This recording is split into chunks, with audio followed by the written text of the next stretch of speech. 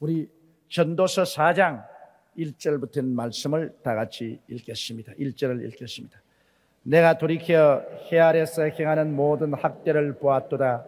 오라 학대받는 자가 눈물을 흘리되 저희에게 위로자가 없도다. 저희를 학대하는 자의 손에는 권세가 있으나 저희에게는 위로자가 없도다. 원래 하나님께서는 아담과 하와를 지었을 때 자유로운 사람으로 지었습니다. 학대하는 사람도 없고 하나님의 은혜와 사랑 가운데 자유롭게 살도록 되어 있는데, 인간이 타락해서 하나님의 은혜를 저버리고 떠나오자마자 그때부터 이 세상에는 죄악이 관영하게 되고, 잘 사는 자, 못 사는 자, 힘이 있는 자, 없는 자, 군대가 강한 나라, 군대가 약한 나라, 그래서 전쟁과 전쟁 소문이 끊임없이 나게 된 것입니다.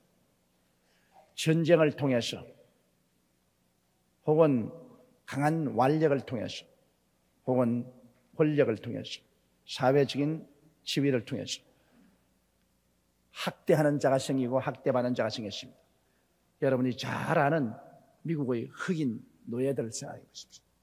백인들이 아프리카에 가서 평화롭게 살고 있는 아프리카의 흑인들을 짐승을 사냥하듯이 사냥해서 부모와 자식 간에 서로 떨어지게, 부부 간에 서로 헤어지게 끌고 태서양을 건너와서 북미의 농장에 팔아먹었습니다. 노예로 팔아먹힌 이상은 짐승보다 더 못한 대우를 받고 학대를 받았습니다. 그들이 당한 인권 유린과 학대라는 것이 얼마나 처참합니까? 공산세계에서의 학대는 또 어떻게 했습니까? 스탈린이 자기 동족 3천만에서 5천만을 죽였다. 모택동도 똑같이 그렇게 했다. 그러한 것들을 우리는 보고 있는 것입니다. 그러므로 이 세상 죄악이 들어오고 난 다음 인간이 인간을 학대하는 이런 일들이 많았습니다. 또 개인적으로 말하면 지금은 안 그렇지만 옛날에는 참 고부간의 갈등도 많고, 고추 당초 맵다 말라 시집살이 더 맵더라. 고추 당초 내놓고 시집살이 얼마나 되겠습니까? 우리 선대의 여성들 시집살이 참 무시무시하게 시집살이하고 학대를 받고, 한 번 밥상에서 밥 못 얻어먹어보고 부엌에 쪼그리가 앉아서 누룽지나 먹고 눈물을 흘리고 시집살이 한 사람이 얼마나 많습니까? 이 세상에서 여러분 사람 학대하는 것 참 나쁩니다. 나는 지금도 내 머릿속에 늘 기억나고 있습니다. 6.25 사변 때 그날따라 몹시 추운 날 어느 길거리 구석에 북한에서 내려온 피난민 같습니다. 나이가 한 50대쯤 됐는데 그 추운 겨울에 꺼직대기 하나 덮어 쓰고서 동사를 하는데요. 얼어 죽는데요. 그렇게 하니까는 이제 숨만 붙어 있어요. 하고 숨만 붙었는데 그 건너집에 있는 할머니가 뜨뜻한 물을 바가지에 담아와서 아이고 불쌍해라, 아이고 불쌍해라. 이것도 아들 낳았다고 엄마가 미역국 먹고 건구에 고추 달았지. 피난 나와가지고서 올 때 갈 데 없이 이렇게 얼어 죽으니 부모가 살았으면 이걸 보면 얼마나 가슴이 아프겠노. 그러면서 뜨거운 물을 입에다 떠넣어주면서 세상에서는 이렇게 고생만 했지만은 극락에 가거라, 극락에 가거라. 그렇게 하는 걸 내가 봐. 그게 삶의 학대 아닙니까? 전쟁으로 말미암아 부모 처자 다 잃어버리고 피난 나와서 몸은 병들고 갈 데는 없고 끄직대기 하나 덮어 쓰고 그 추운 겨울에 얼어 죽는 거예요. 그 삶의 처참한 학대. 그래서 타락한 이 세계는 마귀가 인간을 학대합니다. 예수님 하신 말씀이 도적이 오는 것은 도적질하고 죽이고 멸망시키는 것뿐이요 내가 온 것은 양으로 생명을 얻게 하되 더 풍성히 하려 왔노라.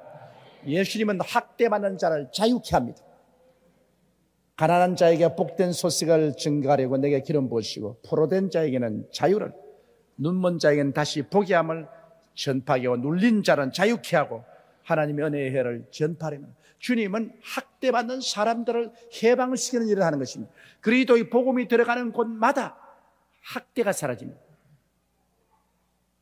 그리스도의 복음이 들어가는 곳에 노예 해방이 다가왔고, 그리스도의 복음이 들어가는 곳에 여성 해방이 다가오고, 그리스도의 복음이 들어가는 곳에 아동의 권리 해방이 다가오고, 사람들을 무지해서 해방시키고, 예수 그리스도의 복음은 사람을 학대하는 것이 아니라 사람을 자유케 하고 해방케 하는 능력이 있는 것입니다. 그리스도의 복음 이외에 죄는 사람을 묶고 학대하고 차별하고 비참하게 만드는 것입니다. 전도서 기자가 한 말이 그럽니다. 내가 돌이켜 해 아래에서 행하는 모든 학대를 보았도다. 오라 학대받는 자가 눈물을 흘리되 저에게는 위로가 없다. 학대받는 자에 무슨 위로가 있습니까? 흑인들이 언제 위로받았습니까? 우리가 일본 사람들이 짓밟힐 때 위로받았습니까? 정신대 여자들이 처참하게 짓밟히고 그래서 나중에 자살을 하고 있던 누가 위로해 주었습니까? 학대받는 사람은 위로자가 없습니다. 소망이 없죠. 저희를 학대하는 자의 손에 권세가 있으니 저희에게는 위로가 없도다. 학대하는 자는 권세를 가지고 인권을 유린하고 인권을 빼앗습니다. 그러므로 여러분, 죄가 얼마나 무섭고 마귀의 세계가 얼마나 무섭다는 것을 알 수 있습니다. 사람은 눈에 안 보이는 많은 학대를 받고 살고 있는 것입니다. 남자가 여자를 학대하다가 여자가 남자를 학대하다가 서로 이웃끼리 학대하는 것입니다. 그러므로 나는 살아있는 산 자보다 죽은 지 오랜 죽은 자를 복되다 하였습니다. 학대를 받고 처참하게 살 바에야 지금 살아있는 것보다는 죽는 것이 훨씬 낫다. 무거운 멍에를 걸머쥐고 학대를 받고 인권이란 없이 노예가 되어서 살 바에는 사는 것보다 죽는 것이 좋다. 정신대 여성들 보십시오. 매일매일 같이 원치않은 남자들 10명에서 20명을 맞아야 되고, 그런다고 해서 그게 위로가 있는 것도 아니고 소망이 없습니다. 이 둘보다도 출생하지 아니하며 해 아래서 행하는 악을 보지 못한 자가 더 낫다. 차라리 이렇게 학대받게 살 바에는 안 태어난 것이 더 좋다, 그렇게 생각했다. 그러므로 천당도 없고 지옥도 없는 예수 안 믿는 사람들에게는 이 세상에서 학대받고 처참하게 인간적인 대우를 받지 못하고 사는 것은 죽는 것이 낫고 또 차라리 안 태어난 것이 더 낫다, 그렇게 말한 것입니다. 그러나 그리스도 안에서는 우리가 어떠한 학대를 받고 처참한 증이 있더라도 예수를 구주로 믿게 되면 우리는 영적으로 소망을 받고 위로를 얻게 되는 것입니다. 사람이 육체적으로는 고통을 당하고 학대를 당하더라도 영적으로는 큰 소망을 얻게 됩니다. 그래서 그 예수 믿는 흑인들이 지은 흑인 연가가 많습니다. 흑인들이 예수를 믿고 난 다음에 지은 찬송가가 많은데, 그 찬송가가 모두 다 요단강 건너가서 천당에 올라가서 사는 그 소망에 대한 찬송을 많이 불렀습니다. 지상에서는 육체적으로 무수히 학대를 받고 짓밟히나 속 사람은 위로를 받고 천국의 소망을 향해서 노래했다. 그러므로 신앙이란 참 좋습니다. 아무리 환경이 억압하고 짓누르고 고통을 다가와도 내 속에 예수 그리스도가 들어와 있고 하늘나라의 소망이 있으면 눈물을 흘리면서도 위로를 받고 그 고난을 이기고 천국을 향해서 갈 수가 있는 것입니다. 그리고 천국에는 그 모든 학대에서 해방을 받게 되는 것입니다. 하나님의 영원한 자유 속에 들어갈 수 있다는 이 소망이 크기 때문에 우리 예수를 믿게 된 사람은 태어난 것이 감사하고 하나님께 영광을 돌립니다. 태어났기 때문에 우리가 예수 그리스도를 믿게 되고 태어났기 때문에 천국의 후계자가 될 수 있었지 않습니까? 그리스도가 없는 사람은 학대받을 바에야 죽는 것이 낫고 또 한 걸음 더 나가서 안 태어난 것이 오히려 낫다고 그렇게 여기에 말을 하고 있습니다. 이제 4절 우리 다 같이 읽겠습니다. 내가 또 본즉 사람이 모든 수고와 여러 가지 교모한 일로 인하여 이웃에게 시기를 바라니 이것도 헛되어 바람을 잡으려는 것이로다. 내가 본즉 사람이 모든 수고와 아주 애쓰고 힘써서 일을 하고 또 여러 가지 교묘한 일로 여러 가지 연구 개발해서 성공을 거두었다고 할지라도 결국은 이로 말미암아 많은 사람이 시기하고 질투하고 모함을 한다. 그러니 결국 사람들의 사랑을 오히려 받지 못하고 열심히 일해가지고서 열심히 연구 개발해서 그 결과로 사람들에게 시기를 당하고 질투를 당하고 미움을 당할 바에는 그렇게 애써서 힘써서 연구 개발해서 잘 살게 만드는 것이 무슨 의미가 있겠느냐 그 말인 것입니다. 물질적으로 아무리 풍성하게 만들어 놓아도 정신적으로 시기와 분노와 질투가 꽉 들어 차 있으면 사랑이 없으면 물질적인 부유가 무슨 소용이 있겠는 것입니다. 성경에는 잠언서에 그런 말이 있지 않습니까?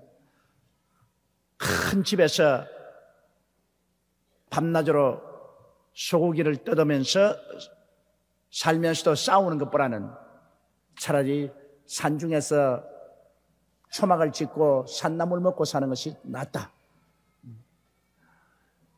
시기와 질투와 분노가 있어 서로 물고 찢고 싸우면 재산도 의미가 없고 인간의 모든 연구 개발도 의미가 없는 것입니다.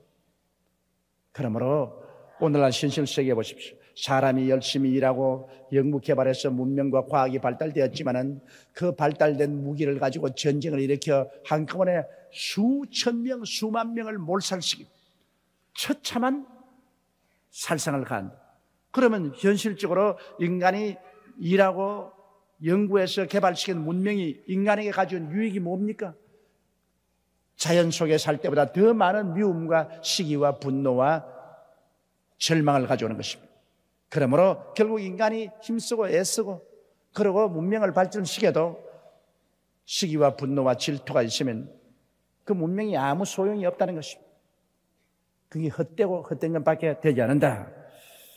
우리가 사랑을 하고 서로 이해하고 동정하고 손잡고 살아야 이 정신적인 가치가 있어야 우리가 이 세상에 이룩하는 모든 물질적인 이익도 있지.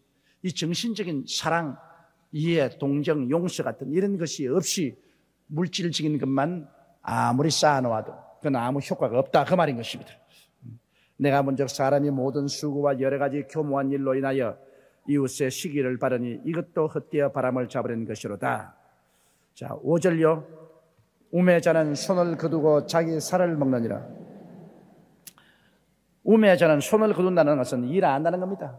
이 바보는 일을 안 하고 자기 살을 먹는다는 것은 바보는 일해봤자 무슨 소용이 있노? 그러면서 일 안 하고 앉아가지고서 자기 살을 뜯어 먹는다. 그런 것은 굶고 앉았다 그 말인 것입니다. 게으르면 또 굶고 앉았다. 바보는 팔짱 끼고 일을 안 함으로 말미암아 자기 살을 먹고 있다. 일 안 하는 것도 헛된 것이고 일하는 것도 헛된 것이고 그냥 예수 그리스도를 믿지 않은 이 세상에는 이래 봐도 헛되고 저래 봐도 헛되다 그 말인 것입니다. 우매자는 손을 거두고 자기 살을 먹느니라. 6절 다 같이 읽으십시다. 한 손에만 가득하고 평안함이 두 손에 가득하고 수고하며 바람을 잡으려는 것보다 나으니라. 자, 두 손이 있는데 한 손에만 가득히 쥐고 편안한 것이 두 손에 다 가득히 가지고도 애쓰고 힘쓰고 평안함이 없는 것은 그것은 바람 잡는 것 같다. 이건 뭐냐면 적게 가지고 편안한 것이 많이 가지고도 평안이 없이 수고만 꽉 들어 찬다면 그 많이 해서 수고해서 붙잡은 것이 무슨 이익이 있느냐? 바람 잡는 강아지다. 평안이 없는 모든 물질적인 성취는 바람 잡는 것 같다. 많이 쌓아놓고도 마음의 불안과 근심과 염려가 꽉 들어 차 있으면 그것이 무슨 이익이 있겠는가? 적게 먹고도 마음이 편안한 것이 좋지 않은가 그 말인 것입니다. 그건 사실입니다. 행복의 기초는 평안에 있습니다. 마음이 평안하지 못하면 아무리 부귀영화 공명이 있어도 행복하지 않아요. 그런데 마음의 평안이 어디에 있습니까? 마음의 평안이 인간으로서 작심에서 생겨납니까? 안 생겨납니다. 마음의 평안은 야훼 샬롬, 하나님을 알아야 평안해지는 것입니다. 하늘과 땅을 지으신 하나님을 알고 그 아들 예수님을 구주로 믿고 하나님께 기도하면 마음이 편안해져요. 저는 언제나 늘 그렇게 생각합니다. 예수를 안 믿는 사람이 스트레스를 어떻게 견디는가? 저도 스트레스가 많이 생겨요. 이 금전적인 스트레스, 인간관계의 스트레스, 여러 가지 내 개인적인 스트레스, 그 여러 가지 마음의 스트레스가 생기고 염려, 불안, 고통이 생기고 짜증이 날 때가 있는데 그때마다 하나님께 나와서 다 그것을 일일이 고하고 간절히 기도하면 그게 다 청소되어 버리고 마음이 편안해지는 것입니다. 마음이 편안해요. 하늘과 땅을 지으신 하나님이 나를 돌보시니 내가 무엇을 걱정하리요? 내 시대는 하나님 손에 있사오니. 시편 기자가 맨 처음 야훼야 내 시대는 하나님의 손에 있나이다. 내 태어날 때부터 죽을 때까지 모든 일생이 하나님 손에 있사오니 내가 하나님께 내가 맡기고 살 일이지 내가 무슨 걱정할 게 있느냐. 하나님께 맡깁니다. 마음이 굉장히 평안해집니다. 지성으로 생각할 수 없이 마음에 평안이 들어오기 때문에 그만 그 스트레스를 다 이기고 저녁에는 울음이 깃들일지라도 아침에는 웃음이 있다고 마음이 평안하고 기쁨이 있다고. 그 스트레스를 해소하고 마음이 편안할 수 있는데 예수를 믿지 아니하고 하나님께 기도하지 않은 사람은 그 스트레스를 어떻게 해소하는지 모르겠어요. 인간의 그 마음의 스트레스, 마음의 그 여러 가지 억압은 예수 믿고 기도하면 풀립니다.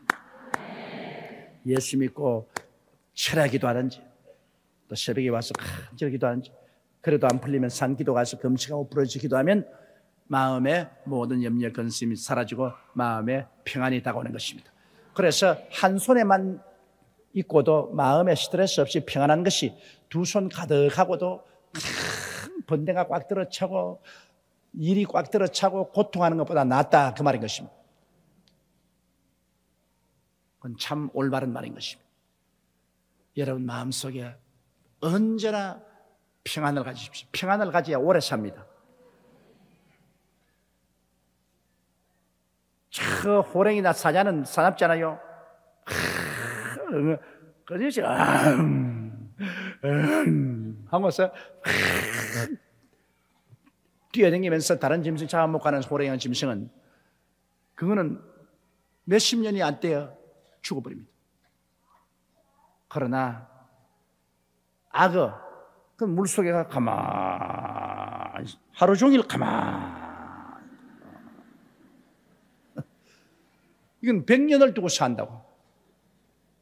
그 짐승들도 가만히 보면요 오래 사는 짐승은 걸음도 어슬렁 걸어요. 이렇게. 빨리 뛰어다니는 짐승치고 오래 못 살아요.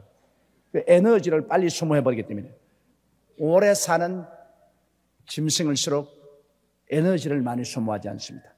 그들의 삶의 에너지를 많이 전략하면서 살았어요. 사람도 그냥 성격이 팔딱팔딱하고 그냥 급하게 왔다 하는 사람 빨리 죽어버려요. 어슬렁 한 사람이 에너지를 소모 많이 하기 때문에 오래 산다. 그러나 그 무엇보다도 마음에 평화가 있어야 육체가 늙지 않습니다. 마음의 염려, 근심, 불안, 초조, 절망이 꽉 들어차면 그로 말미암아 육체에 여러 가지 해독스러운 호르몬이 나옵니다. 그래가지고서 육체가 빨리 마모가 되고 늙어요. 그러나 마음이 평안하고 기쁘면 육체를 건강하고 살리는 엔돌핀이 많이 나와가지고서 아주 건강하고 좋아진다. 그렇기 때문에 성경에는 주 안에서 기뻐하라. 내가 다시 말하니 기뻐하라. 마음이 기쁘면 편안해지는 것입니다. 평안과 기쁨은 친구입니다. 평안이 오면 기쁨도 오고 기쁨이 오면 평안도 옵니다. 불안이 오면 슬픔도 오고 슬픔이 오면 불안도 오는 것입니다. 또 7절 보십시다. 내가 또 돌이켜 해 아래서 헛된 것을 보았도다. 8절요. 어떤 사람은 아들도 없고 형제도 없으니 아무것도 없이 홀로 있으나 수고하기를 맞지 아니하며 부를 눈에 촉하게 여기지 아니하면서도 이르기를 내가 누구를 위하여 수고하고 내 심령으로 낙을 누리지 못하게 하는고 하나니 이것도 헛되어 무익한 노고로다. 이런 사람이 있어요. 돈 모으는 재미로 사는 사람. 뭐 자식도 없고 형제도 없어 그것을 나눠줄 사람도 없는데 자기는 서지 않고 쭉 죽도록 벌어서 모아놓고 그 다음에는 빈손 들고 가는 겁니다. 그런 게 신문에 가끔 난 거 봤지 않습니까? 일본의 거지, 거지가 되어서 있는 동양하는 거지 죽었는데 그 은행 예금을 보니까 수억을 가지고 있어요. 그 많은 돈을 은행에다가 모을 만큼 구걸을 했으니 어떻게 합니까? 계속 구걸해서 얻어먹으면서 자기는 안 쓰고 은행에 차곡차곡 돈 모아놓고 돈 통장 보는 재미로 살았다. 돈 통장 보는 재미로 살다가 죽었다. 돈 한 푼도 쓰지 못했어요. 그러므로 옛말에도 버는 사람 따로 있고 쓰는 사람 따로 있다, 그 말이십니다. 버는 사람은 돈 버는 재미로 산다고. 한 푼, 두 푼 돈 버는 재미. 그러나 번 것을 공짜로 얻은 사람은 그건 버는 고생이 없기 때문에 쓰는 재미로 산다고. 미국의 여러분 석유왕 록펠러, 그는 미국에서 최대의 갑부였습니다. 요사이 소위 말하는 컴퓨터 프로그램 거부가 생겨나기 전에 석유 재벌로서는 록펠러가 제일 부자였는데, 그는 호텔에 오면은 제일 삼류방 값싼 방에서 자고, 그리고 음식은 식당에 들어가서 20센트나 30센트는 샌드위치를 먹어요. 구석에 혼자 앉아가지고서. 그 갑부가 석유왕으로서 미국에 뭐 수십억 불을 가진 사람이 샌드위치를 먹고 있어요. 그런데 그 아들은 오면 사람들을 잔뜩 데리고 와서 호텔 스위트 하룻밤에 막 수백 불 나가는 그 인류 스위트에 들어가고, 그러고 음식도 뭐 내놓으라고 해서 값비싼 것을 먹습니다.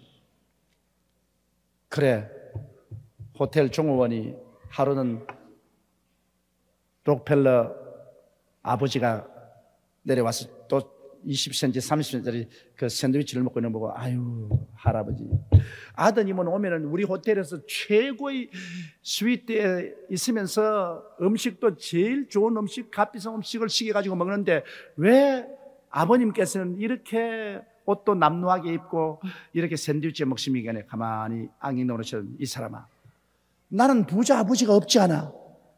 내 아들은 부자 아버지가 있기 때문에 지 마음대로 그렇게 먹지만은 나는 부자 아버지가 없지 않아. 그 말 참말입니다, 여러분. 부자 아버지를 가진 아들은 지가 고생해서 안 벌었기 때문에 총 나가라 칼 나가라고 막 쓰는 겁니다. 그냥 지가 안 버린 돈, 뭐 피땀 흘려서 안 버린 돈이니까 그건 뭐 돈 아까운 줄 알고 막 쓰지만은 자기 손으로 돈을 번 사람은 겁이 나서 못 쓴다고요. 그 자식이 쓰는 것 구경만 하지. 아마 자기가 열심히 노력한 만큼 적당히 사는 것이 좋습니다. 너무 크게 되는 것도 별로 좋은 것 아니에요. 자, 그러면 또 9절 보십시다. 두 사람이 한 사람보다 나으면 저희가 수고함으로 좋은 상을 얻을 것입니다. 한 사람보다도 여러분 두 사람이 단결하면 힘이 있어요. 성경에는 한 사람은 1000을 쫓고 두 사람은 2000을 쫓는다. 만을 쫓죠. 수학적으로 생각하면 한 사람은 1000을 쫓고 두 사람이면 2000을 쫓아야 되겠는데 그렇지 않습니다. 한 사람은 1000을 쫓고 두 사람은 만을 쫓는다. 벌써 한 사람에 모이면 10배로 능력이 좋아진다, 그 말인 것입니다. 단결하면 이만큼 힘이 있다. 혼자 하는 것보다도 두 사람이 단결해서 일을 하면 혼자 하는 것에 10배의 효과가 있다는 것입니다. 10배의 효과가 있다. 이건 정말 하나님이 주신 수학인데 이거 정말입니다. 우리 민족이 여러분 한 사람 한 사람은 상당히 자질이 우수합니다. 한 사람 한 사람은 머리도 좋고 갈변하고 부지런하고 꿈도 있고 좋은데 두 사람만 합쳐놓으면 박살이 나요. 물고 찢고 싸우고 해서 박살이 나요. 일본 사람은 한 사람 한 사람 갖다 놓으면 별 수 없어요. 한 사람 갖다 놓으면 키가 이렇게 죽어 있고 말도 잘 안 하고 그래요. 그러나 두 사람 세 사람 모아놓으면 막 떠들어 제끼고 이기양양하고, 그리고 두 사람 이상만 되어도 똘똘 뭉칩니다. 그러므로 일본 사람은 찰흙 같아서 하나에다가 하나 보태면 탁 붙어버리는데 우리 한국 사람은 모래 같아서 갖다 놓으면 버르르 하고 무너집니다. 그러므로 우리 민족이 배워야 될 것은 합쳐야 되는 것입니다. 합쳐야. 혼자서 하면 아무 일도 못 이뤄도 둘이가 하면 크게 일을 이룰 수 있다. 기도도 그래요. 혼자 하는 것보다도 너희 두세 사람이 합심하여 구하면 하늘에 계신 아버지가 이루어 주시게 되십니다. 혼자서 기도하면 하늘에 있는 공중에 권세하는 원수 마귀의 진을 감히 깨뜨리지 못하고 투쟁을 하는데, 두세 사람 합치면 막 무서운 힘이 되어서 그 원수의 진을 깨뜨리고 하늘의 응답을 가져온다는 것입니다. 그러므로 기도도 우리가 한 가지 제목을 가지고 두세 사람 합쳐서 기도하는 게 좋아요. 가정에서도 부부간에 뜻을 합쳐가지고서 한 가지 목표를 가지고 기도하면 쉽게 응답이 와요. 혼자 하는 기도보다는 합심해서 하는 기도가 크게 효과가 있다, 그 말인 것입니다. 그러므로 두 사람이 한 사람보다 나으면 저희가 수고함으로 좋은 상을 얻는다. 두 사람이 합쳐서 수고를 하면은 좋은 상을 얻는다. 좋은 결과를 얻는다. 여러분, 마음이 딱 맞는 두 사람이 서로 분쟁하지 말고 손과 손을 마주 잡고 합심해서 일을 하면은 좋은 상을 얻는다. 좋은 결과를 얻게 되는 것입니다. 혼자 사는 것보다 낫다. 그러나 서로 의견이 불일치하여 서로 헤어지면 차라리 혼자 하는 게 낫지 둘이 했다가는 더 큰 박살이 나게 되는 것입니다. 10절 우리 봅시다. 혹시 저희가 넘어지면 하나가 그 동물을 붙들어 일으키려니와 홀로 있어 넘어지고 붙들어 일으킬 자가 없는 자에게는 화가 있으리라. 두 사람이 함께 길을 걸어가면 한 사람이 넘어지면 붙잡아 일으켜줘요, 다른 사람이. 그러나 자기 혼자 가다가 혼자 넘어지면 아무도 일으켜줄 자가 없습니다. 해는 져서 어두운데 찾아오는 사람 없어. 혼자 앉아서. 그건 절망입니다. 그런 의미에서 결혼이란 좋은 것입니다. 결혼하면 귀찮다고 생각하는 사람 많습니다. 부인도 긁어치고 남편도 긁어치고. 요새 젊은이들 그래요. 결혼 긁어치는데 할 거 있나? 내 혼자 깨끗하게 살지. 혼자 깨끗하게 사는 것이 좋은 것 같지만은 좋을 땐 좋으나 병들면 절단강산이 납니다. 병들어서 밤 1시, 2시 됐는데 시계는 안 가고 시간은 꾸물거리는데 몸은 아파서 열은 나고 온몸은 고통스러운데 물 하나 떠다 줄 사람 없고 옆에서 도와줄 수 없으면 그때는 아이고, 결혼할 걸 잘 버렸다. 이때 신랑이 있었으면 좋을 걸. 이때 마누라가 곁에 있으면 좋을 걸. 그런 것입니다. 좋을 때는 혼자서 다 좋은 것 같지만은, 그러나 어려울 때는 옆에 같이 있어서 서로 도와주면 참 좋습니다. 제가 해외 여러 번 다녀봐서 옛날에 느꼈는데, 경치도요, 아주 해외 가서 좋은 경치 같은 거 보면 혼자 보면 재미없어요. 마누라를 옆에 데리고 있으면 재미가 더 있다고요. 혼자 보면 아유, 이 마누라 데리고 와서 보여주었으면 좋겠다. 재미가 없습니다. 음식도 두 사람이 서로 같이 먹으면 더 맛이 있고요. 좋은 일도 두 사람이 서로 나누면 더 좋아지고요. 고통은 두 사람이 서로 분담을 하면 고통이 더 가벼워지는 것입니다. 그러므로 인생은 혼자 살도록 안 되어 있습니다. 인생은 서로 사람인 자로 서로 바치고 살게 되는 것입니다. 이러므로 신앙생활도 그래요. 나 혼자 믿으면 되지 복잡하게 자꾸 구역장 기도회 나오느라 지역장회에 나오느라 하는데 그거 그러고 나오라. 그렇지 않습니다. 좋을 때는 구역장도 소용없고 지역장도 소용없어요. 그러나 내가 신앙의 시험이 들고 우리에게 큰 풍파가 다가왔을 때 그때는 내가 구역에 소속해 있고 지역에 소속해 있으면 구역장이 뛰어오고 지역장이 뛰어오고 구역원들이 뛰어오고 합심하여 기도해주고 격려해주면 이겨낼 수가 있는 것입니다. 좋을 때는 귀찮지요. 자꾸 구역 예배 나오시오. 귀찮지요. 그러나 어려움을 당할 때, 병들었을 때, 고난당하실 때, 큰일을 치를 때, 그때는 이웃에 있는 구역원들이 큰 힘이 되는 것입니다. 그럼 우리가 항상 좋을 때만 있는 것이 아니라 우리에게 어려울 때도 다가오는 것입니다. 여러분, 좋은 모임에 소속해 있다는 것은 큰 기쁨입니다. 큰 도움입니다. 이러므로 여기에 보면 혹시 저희가 넘어지면 하나가 그 동물을 붙들어 일으키려니 홀로 있어 넘어지고 붙들어 일으킬 자가 없는 자에게는 화가 있으리라. 그 다음 11절요. 두 사람이 함께 누우면 따뜻하거니와 한 사람이면 어찌 따뜻하랴. 야, 이거 진짜입니다.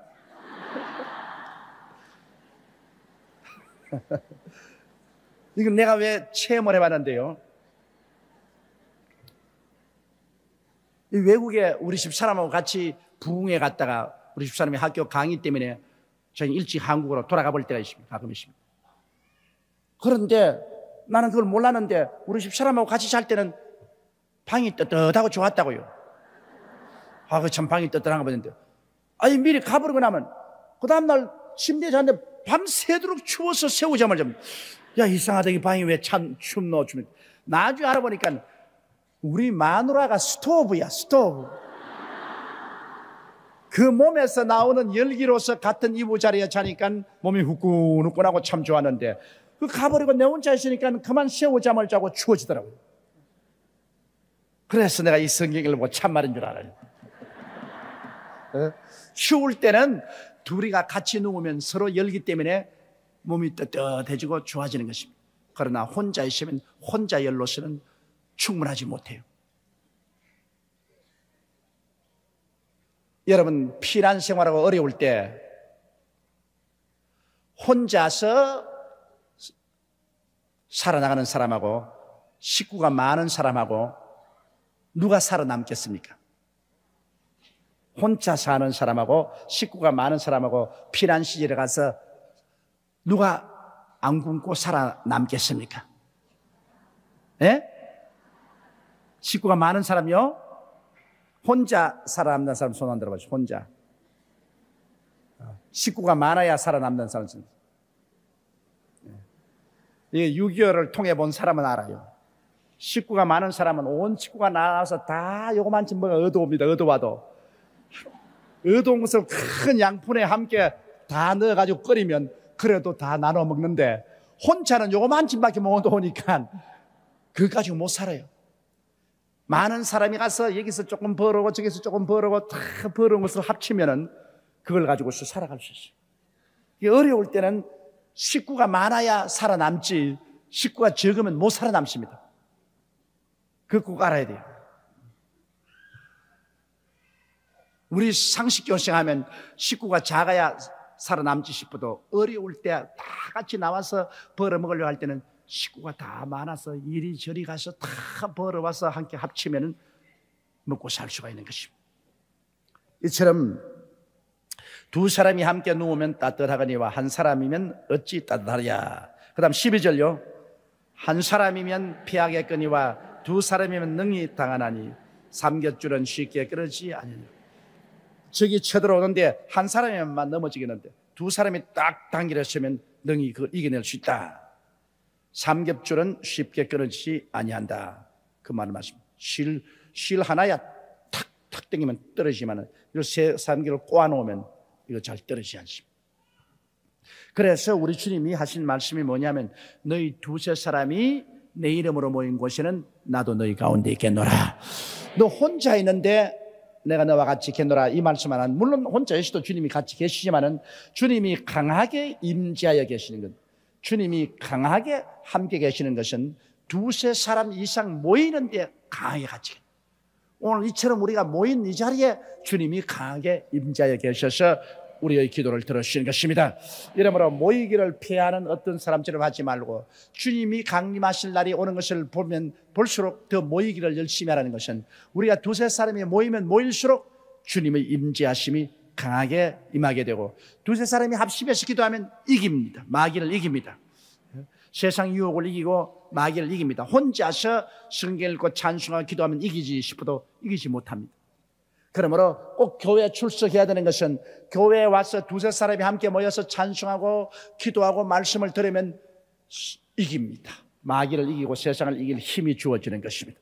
그러나 혼자면은 세상의 유혹과 파도가 쳐들어오면 이기지 못합니다. 우리 신앙인들도 혼자서는 신앙 약하지만은 두세 사람이 구역으로 합치고 지역으로 합치면 이건 굉장한 힘이 있는 것입니다. 그러므로 하늘나라는 여러분 혼자서 안 됩니다. 우리 하늘나라는 합쳐야 됩니다. 신앙도 혼자서는 안 됩니다. 신앙도 합쳐야 됩니다. 그러므로 가정에 있는 신앙인들이 합쳐야 되고, 우리 동리에 가서 우리 구역원들이 합쳐야 되고, 지역이 합쳐야 되고, 교회가 합쳐야 되고, 온 세계 기독교가 연합을 해야 되고, 합치면 이깁니다. 갈라놓으면 집니다. 그러므로 마귀는 와서 어찌한지 갈라놓으라 합니다. 어찌하든지 구역을 와서 해쳐버리고, 지역을 해쳐버리고, 교회를 갈라놓고, 세계 기독교계를 갈라놓게 만들고, 갈라놓으면 힘이 없거든요. 합쳐놓으면 아주 놀라운 힘이 생기는 것입니다. 한 사람이면 피한다 그러십니다.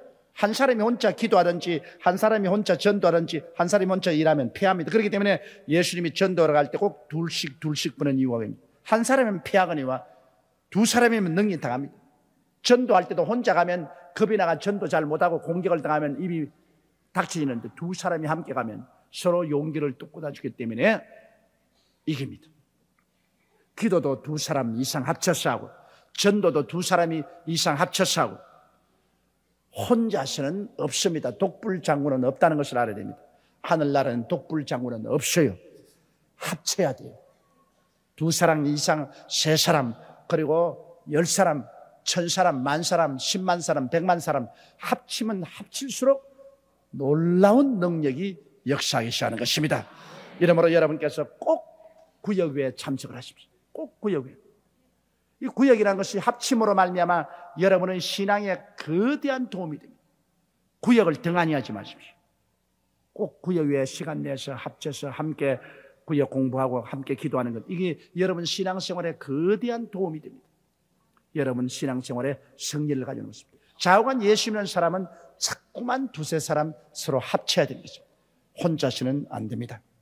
이러므로 한 사람이면 피하겠거니와 두 사람이면 능히 당하나니 삼겹줄은 쉽게 끊어지지 아니하니라. 그 다음 13절요. 가난하여도 지혜로운 소년은 늙고 둔하여 간암을 받을 줄 모르는 왕보다 낫다. 가난해도 아주 지혜와 총명이 있는 젊은 소년은 희망이 있지 않습니까? 이제 늙고 이젠 우둔해지고, 다른 사람이 아무리 간청을 해도 받아들일 줄 모르는 이러한 왕은 이미 끝장나는 겁니다. 나이 늙고 둔해지고 신하들이 아무리 간해도 신하들의 어드바이스를 듣지 않는 이 왕은 이미 끝장이 난 것입니다. 그럼 소망이 없으니까. 그러나 가난하더라도 지혜와 총명이 있고 빠릿빠릿한 젊은이가 그런 왕보다 나은 것은 소망이 있기 때문인 것입니다. 젊음이 늙음보다 낫다, 그 말인 것입니다. 아무리 재산을 많이 가지고 있더라도 나이가 늙어 죽게 된 사람은 아무리 가난하더라도 빠릿빠릿하고 젊은 사람보다 못한 것입니다. 그러므로 늙는다는 것은 슬픈 일이죠. 예수 없이 늙는다는 것은 슬픈 일이죠. 그러나 예수 믿고 늙는 것은 슬프가 없습니다. 백발의 영광입니다. 왜냐하면 우리의 그 사람은 후패하나 속은 날로 새로워지기 때문인 것입니다.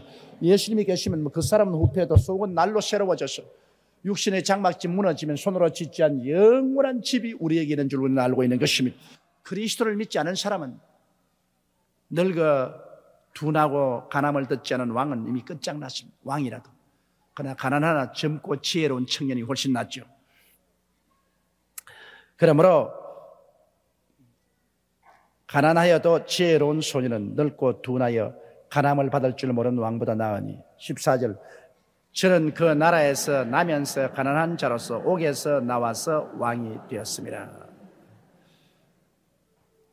이는 왕이 원래 정치운동 하다가 옥에 갇혀가지고서 고난을 당하다가 아마 쿠데타를 일으켜서 혁명을 해서 그래서 왕이 되었습니다. 젊을 때는 상당히 지혜롭고 활기차고 좋았으나 이제 나이 늙으면 둔해지고 그리고 미련해지고 간암을 듣지 않고 그렇게 되고 말았다는 것입니다. 15절. 내가 본적 해 아래서 다니는 인생들이 왕의 버금으로 대신하여 일어난 소년과 함께 있음에. 자, 그러니까 제일 처음에는 이 왕이 혁명을 일으켜서 감옥에 들어가 고생을 하고 그다음 감옥에서 나와서 그래서 나라를 세우고 국민을 이끌어가니 모든 사람들이 그 임금을 따르고 임금이여 하다가 이 임금이 나이가 늙어가지고서 이제는 우둔해지고 간암을 받을 줄 모르니까 그 다음에는 그 같은 곳에서 가난하고 고통 속에서 사나 지혜롭고 젊은 청년이 일어나서 또다시 왕을 물리쳐내고 그가 왕이 되겠다고 하니까 모든 인심이 이제는 이 전왕을 버리고 이 젊은 사람을 향해서 인심이 돌아갔다는 것입니다. 그래 인심 허무다 그 말인 것입니다. 이 처음 왕이 젊었을 때는 국민들을 살리겠다고 혁명을 일으켜 감옥에도 들어가고 그 다음 나와서 왕이 되어서 있을 때는 모든 그 왕을 따르다가 나이 늙고 둔해지고 미련해지니까 이제 그 버려버리고 또 가난하나 젊고 총명한 젊은 버금되는 사람이 올라오니까 그를 전부 국민들이 또 밀고 나간다 그 말인 것입니다. 우리는 우리 중심이 꽉 잡혀 있습니다. 동남풍이 불어도 서북풍이 불어도 요동하지 않습니다. 우리는 하나님을 향해서 걸어가는 것입니다. 우리는 먹어도 걸어가고 못 먹어도 걸어갑니다. 잘 입어도 가고 못 입어도 갑니다. 지위나 명예나 권세가 있어도 가고 없어도 우리는 갑니다. 우리의 가는 길은 정해져 있습니다. 내가 곧 길이요 진리요 생명이니 나로 말미암지 않고는 아버지께로 올 자가 없나니라. 예수 그리스도 나의 길이요 진리요 생명 그분을 모시고 우리는 아버지께로 향해서 매일같이 나아가는 것입니다. 여기에 우리는 타협함이 있을 수가 없습니다. 여기에는 추의 타협함도 있을 수가 없습니다. 살아도 가고 죽어도 갑니다. 먹어도 가고 못 먹어도 갑니다. 좋아도 가고 슬프도 갑니다. 잠깐 후에 오시리니 지체치 아니하시랴. 나 여인은 믿음으로 말미암아 살리라. 제가 뒤로 물러가면 내 마음이 저를 기뻐하지 아니하라고 말씀한 것입니다. 우리가 이 세상에 산다고 다 발부둥을 치지만은 순식간에 이 세월은 지나가 버리고 맙니다. 그리고 영원한 세계는 우리 눈앞에 성큼 다가섭니다. 그때 우리가 그리스도를 믿고 준비한 사람은 영생을 기쁨으로 받아들이게 될 것입니다. 그때 세상만 취하고 세상만 따라서 헛된 것만 잡고 있던 사람은 그때는 정말 좌절하고 절망에 처하고 삶의 모든 공포가 일시에 그 생애 속에 다가오게 되실 것입니다. 이러므로 오늘 이 전도서가 가르치는 것은 뭐냐면 이 세상 삶이 다 허무하다 그걸 가르치는 것입니다. 이 전도서는 믿지 않는 자의 눈으로 세상을 보고 기록한 것이기 때문에 이 세상 사는 모든 것이 다 허무하다는 것입니다. 이 세상에 마음을 두지 말라 그 말인 것입니다. 마음은 오직 예수 그리스도와 아버지 하나님께 두라는 것입니다. 그러면 우리가 낙심하지 않고 실망하지 않을 것입니다. 그 첫째 방식은 하나님을 믿고 사는 방식인 것입니다. 태산같이 어려움이 다가와도 태산 위에 계신 하나님을 바라보는 것입니다. 시편 기자가 말한 것처럼 내가 눈을 들어 산을 보리라. 나의 도움이 어디서 올고 나의 도움이 천지를 지으신 야훼께로다. 태산 같은 어려운 문제가 다가와도 그 태산을 바라보지 않고 하나님을 바라보고 믿는 믿음의 생활을 하는 사람들이 있습니다. 그러나 그러지 않고 자기 자신의 생각과 경험을 의지하는 사람이 있습니다. 무슨 일이 다가와도 자기의 지혜나 지식이나 총명이나 모략이나 재능을 가지고서 문제를 대하고 해결하려는 것입니다. 자기의 경험상 되더라 안 되더라 한다 못한다 결정하는 것입니다. 그래서 믿음으로 사는 사람이 있는가 하면 자기를 의지하고 사는 사람도 있는데 이것도 저것도 아닌 우유부단한 사람이 있습니다. 믿음으로 사는 것 같은데 보면 또 믿음으로 안 살고, 안 믿는 것 같은데 또 정 안 믿지도 않고, 그래서 도저히 믿는지 안 믿는지 이해할 수 없는 그런 우유부단한 사람이 있습니다. 삶의 방식에는 하나님을 믿고 의지하며 사는 방식과 하나님을 믿지 않고 자기의 생각과 경험에 따라 사는 방식이 있습니다. 그런데 이것저것도 아닌 중간 상태에 서 있는 삶은 우리가 단호히 떠나야 되는 것입니다. 첫째로 이스라엘 백성이 바란 광야 가데스에서 보낸 12정탐꾼에 대한 이야기를 민수기 13장 17절로 20절에 보면 알 수 있는 것입니다. 모세가 가나안 땅을 정탐하려 그들을 보내며 이르되 너희는 네겝길로 행하여 산지로 올라가서 그 땅이 어떠한지 정탐하라. 곧 그 땅 거민이 강한지 약한지 많은지 적은지 그들이 사는 땅이 좋은지 나쁜지 사는 성읍이 진영인지 산성인지 토지가 비옥한지 메마른지 나무가 있는지 없는지를 탐지하라. 담대하라. 또 그 땅의 실과를 가져오라 하니 그때가 포도가 처음 익을 즈음 때였습니다. 그런데 10명의 정탐꾼은 믿음으로 사는 법을 배우지 못했습니다. 이들이 다 홍해를 지나고 광야를 지나올 때 하나님의 말씀과 능력이 나타나는 것을 보고 듣고 체험한 사람들인 것입니다. 그 놀라운 홍해 바다가 하나님의 능력으로 갈라지는 걸 보았습니다. 광야를 지나오면서 추운 밤에는 불기둥이 일어나서 온 천막 주위를 뜨뜻하게 해주었고, 낮에는 뜨거운데 구름 기둥이 덮어서 시원하게 해주었고, 메추라기가 오지 않느냐, 그렇지 않으면 만나가 떨어지지 않느냐, 물이 바위에서 솟아오르지 않느냐, 수많은 기사와 이적을 체험했습니다. 그럼에도 불구하고 깨닫지 못하는 사람 많습니다. 기적과 이사를 체험하고 난 다음에 기적과 이사를 행하는 하나님인 것을 깨달아 알고 믿으면 참 좋은데, 많은 사람이 체험하고도 깨닫지 못하고 믿지 못하는 사람들이 많습니다. 바로 12 정탐꾼을 모세가 가나안 땅을 정탐하기 위해서 보냈는데, 그 중에 10명은 전혀 사물을 볼 때 하나님의 기적을 생각하지 않고 보았었습니다. 무엇을 생각하고 보느냐, 이것이 결정적인 결과를 가져오는데, 이 사람들은 와서 보고하기를 그 땅에 우리가 능히 올라가서 그 백성을 치지 못하리라. 그들은 우리보다 강하다고 말했었습니다. 그들의 보고를 기다리고 있는 이스라엘 백성 앞에서 그 땅은 주민을 삼키는 박토더라. 아주 살기가 어려운 땅이더라. 그 주민은 강하고 성읍은 크고 견고하더라. 주민들이 얼마나 강한지, 키가 크고 장대한 사람들이고 성벽은 하늘을 찔 것 같아서 쉽게 무너뜨릴 수가 없다. 네피림의 후손인 아낙 자손 거인들을 보았는데 우리가 비교하니까 우리는 메뚜기 같더라. 세상에 우리가 그들과 비교하니 메뚜기 같더라니까 상대가 되지 않아요. 메뚜기가 여러분 보고 여리 와 한판 해보자 하면 여러분 어떻게 하겠습니까? 도저히 상상을 그렇게 하니 감당할 수가 없지 않습니까? 우리 처자가 올라가면 반드시 사로잡힌다. 그러므로 우리가 올라가지 못하리라. 사람들은 부정적인 말을 잘 듣습니다. 못한다, 안 된다, 할 수 없다는 말에 쉽게 동요합니다. 이스라엘 백성이 열정탐꾼의 이야기를 듣고 모조리 혼비백산했습니다. 호함을 치고 통곡을 하고 모세를 원망하고 우리가 장관을 세워서 애굽으로 돌아가자고 말했었습니다. 온 이스라엘 지인이 혼돈에 빠졌습니다. 사람이 소식을 전할 때 부정적인 소식을 전하느냐 긍정적인 소식을 전하느냐가 이와 같이 중대한 것입니다. 그런데 그 중에 두 사람인 여호수아와 갈렙은 같이 올라갔다 내려왔으며 그 백성들을 안돈시키며 우리 말도 들어보라. 우리 말도. 우리가 정탐한 땅은 심히 아름다운 땅이더라. 야훼께서 우리를 기뻐하시면 우리를 그 땅으로 인도하여 들이시고 그 땅을 우리들에게 주시리라. 이는 과연 젖과 꿀이 흐르는 땅이더라.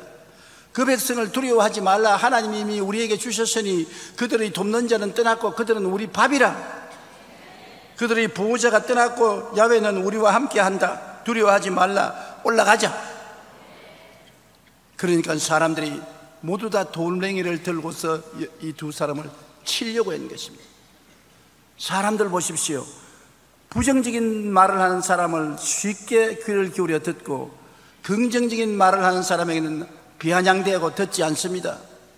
하나님께서는 말씀에 서고 말씀을 묵상하고 말씀이 입에서 떠나지 말라는 것은 말씀만이 우리에게 참을 말하기 때문인 것입니다. 진리를 말하기 때문인 것입니다. 인간이 생각하고 말하고 행동하는 것은 거짓이 많습니다. 거의 전부가 거짓이라고 해도 과언이 아닙니다. 그러므로 사람의 살아온 전통과 습관과 경험을 통해서 만물을 바라보면 잘못 바라보게 되는 것입니다. 그의 결론이 안 된다, 할 수 없다, 못한다, 나는 패배자라고 부정적인 생각과 말을 하게 되는 것입니다. 우리는 하나님 말씀을 바라보고 말씀 위에 서고 말씀을 묵상하고 말씀을 입으로 말하면 하나님처럼 생각하고 보고 말할 수 있게 되고 하나님의 능력이 나타나게 되는 것입니다. 둘째로 우리가 신약 성경에 보면 예수님과 마리아와 마르다의 이야기가 있습니다. 예수님께서 본래 마르다와 그 동생과 나사로를 사랑했습니다. 그런데 요단강 저 건너편에 예수님이 계실 때 나사로가 병들었던 말을 듣고 이틀을 더 거하다가 제자들과 함께 마리아와 마르다가 있는 곳에 왔습니다. 예수께서 와보시니 나사로가 죽어 무덤에 들어간 지 나흘이되어 베다니는 예루살렘에서 가깝기가 한 오리쯤 되며 많은 유대인이 마리아와 마르다를 위로하기 위해서 집에 장사진을 치고 있었습니다. 그런데 마르다가 예수님께 뛰어와서 엎드려서 울면서 하는 말이, 주님, 나흘 전에 주님이 이곳에 계셨더라면 우리 오라버니가 죽지 아니하였을 것입니다. 예수님이 아무 말도 대답을 안 하고 아주 침통하게 보기에 겁이 났습니다. 말을 잘못한 것보다 지금이라도 주님이 무엇을 구하든지 하나님이 들어주실 줄 믿습니다. 입에 말린 소리입니다. 실제는 안 믿었어요. 그 말에 예수님이 대답했습니다. 내 오라버니가 다시 살리라. 마르다가 뭐라고 했습니까? 예, 부활의 날에 다시 살 줄을 내가 믿나이다. 예수님이 그 말을 고쳤습니다. 내가 지금 부활이요 생명이니 나를 믿는 자는 죽어도 살겠고 살아서 나를 믿는 자는 영원히 죽지 아니하리니 이것을 내가 믿느냐? 근데 마르다와 마리아는 예, 아멘 안 했습니다. 뭐라고 말했냐?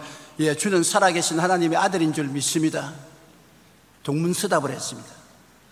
이것이 마리아와 마르다는 감각적인 인간 지식에 서 있어서 죽어서 나을 때는 오라버니가 살겠다고 하니까는 믿을 수 없습니다. 예수님은 믿음으로 말씀을 하는데 마리아와 마르다는 인간 지식과 경험으로 거기에 대답하는 것입니다. 여기에서 믿음과 감각적인 삶의 갈등에서 헤매는 마르다와 마리아인 것입니다. 예수님은 믿으라고 말하는데 자기의 경험이나 감각이나 생각으로는 믿을 수가 없습니다. 믿는다고 말하자니 견딜 수가 없고 안 믿는다고 말하자니 주님 앞에 미안하고 그래서 중간 상태에 서 있는 것입니다. 우리는 이 세상에 살면서 현실의 감각적인 세상을 바라보며 두려워하지 말아야 합니다. 믿음으로 실상인 하나님을 바라보며 담대하게 살아갈 수 있는 것입니다. 하나님이 이렇게 말씀하시더라. 그럼 그대로 믿는 것입니다. 하나님이 하라고 하면 하고 하지 말라면 안 하는 것입니다. 실상을 따라 살아야지 거짓을 따라 살면 발전하지 않습니다. 오늘 셋째로 생각해 보시는 것은 예수님이 단호히 요구한 것은 실상인 것입니다. 주의 말씀을 믿어라. 바보같이 보일지라도 천치같이 보일지라도 모든 사람이 비웃을지라도 주님의 말씀이 실상이기 때문에 말씀을 믿어라. 그러면 기적이 일어난다는 것입니다. 요한복음 11장 38절로 44절에 보면 이에 예수께서 다시 속으로 비통히 여기시며 무덤에 가시니 무덤이 굴이라 돌로 막았거늘 예수께서 이르시되 돌을 옮겨 놓으라. 실상입니다. 예수님 말씀이 돌을 옮겨 놓아라. 그러나 현실을 바라보는 죽은 자의 누이 마르다가 이르되 주여, 현실이 죽은 자가 나흘이 되면 냄새가 나는데요. 현실입니다. 마르다에게는 그 참말이죠. 죽어서 나흘이 되니 썩은 냄새가 나는 것은 현실입니다. 그러나 예수님은 현실을 가지고서 좌지우지하지 않습니다. 현실을 변화시키는 실상을 가지고 있는 것입니다. 그러니까 예수님께서 이르시되 내 말이 내가 믿으면 하나님의 영광을 보리라 하지 않았냐. 참 결정하기 힘듭니다. 현실을 뻔히 알면서도 주님께서 실상을 믿으라고 하니 우리가 그렇게 하기가 힘들지 않아요. 오늘 예수 믿어도 현실을 따라 믿고 실상인 하나님 말씀의 기적을 안 믿는 신자들이 많습니다. 성령이 계시지 아니하시면 아무리 예수 믿는다고 해도 현실을 따라서 다 생각하고 해석하고 나가는 것입니다. 그러나 성령을 받은 순복음교회 교인들은 현실보다도 실상을 믿습니다. 눈에는 아무 증거 안 보이고 교회는 아무 소리 안 들리고 소용 잡히는 없어도 할 수 있다, 하면 된다, 해보자 주님을 믿고 나가면 하나님의 기적이 일어나게 되는 것입니다. 그러므로 우리의 생활 속에 많은 고통이 다가오더라도 우리는 하나님이 무엇라고 말씀하는가 그것을 찾아봐야 되는 것입니다. 현실이 무엇라고 우리에게 말하는가 아니라 하나님이 무엇이라고 말씀하시는가, 그 말씀을 우리가 성경에서 깨달아 알고 믿고 나가면 말씀의 기적이 일어나게 되는 것입니다. 믿음과 현실의 절망에 허덕이는 마르다와 마리아를 보시고 예수님이 우셨습니다. 현실이 처참한데 마르다와 마리아는 믿으려고 해도 못 믿고 발버둥을 치는 것입니다. 그러니까 믿는 것도 아니고 안 믿는 것도 아니고 내 예수도 아니고 너도 아니고 고통당하는 거 보고 예수님이 울었었습니다. 불쌍했어요. 우리를 보시고 예수님이 우시면 절단입니다. 예수님이 믿어라. 안 믿을 수도 없고 믿을 수도 없고 믿자니 경험이 없고 안 믿자니 문제가 해결 안 되고, 그러니 어떻게 합니까? 중간에 서서 이러쿵저러쿵 못하고 있으니 예수님이 보시고 우시는 것입니다. 좋아서 웃어야 됐을 것인데 슬퍼서 우시는 것은 우리 문제를 그대로 내버려두면 해결할 수 없기 때문인 것입니다. 그런데 신본주의적인 믿음이냐 인본주의적인 감각이냐를 두고 예수님하고 마르다하고 이제 실험을 하는 것입니다. 예수님께서 마르다를 보고 돌을 옮겨 놓아라, 옮겨 놓아라, 믿음으로 옮겨 놓아라, 실상을 따라 옮겨 놓아라. 마르다는 죽은 지 나흘이 되어 벌써 냄새가 나니 못 옮겨 놓겠습니다. 현실이 이런데 현실을 부인할 수 있습니까?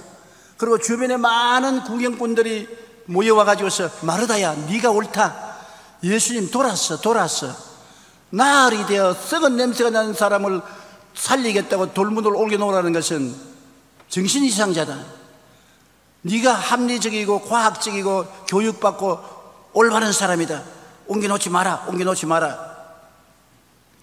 그러니 예수님과 마르다가 밀고 땡기고 실험이 붙었습니다. 오늘 또 주님이 여러분과 실험할 때 많습니다. 하나님께서는 여러분 보고 믿어라. 주님 못 믿겠습니다. 믿으면 영광을 버리라. 그래도 사람들이 다 비웃고 내 마음도 안 믿어지는데 어떻게 합니까? 여러분, 마르다와 마리아가 의심을 가진 것을 주님께서 요구하는 것은 아닙니다. 모두 다 실상을 받아들이려면 의심이 생깁니다. 그러나 의심을 택하지 말고 믿음을 택하라는 것입니다. 여러분, 의심 안 생긴 사람 한 사람도 없어요. 하나님 말씀하는 여러분이 마음에 받아들이고 아멘 믿습니다. 말은 그렇게 하면서 속으로는 또 안 믿습니다.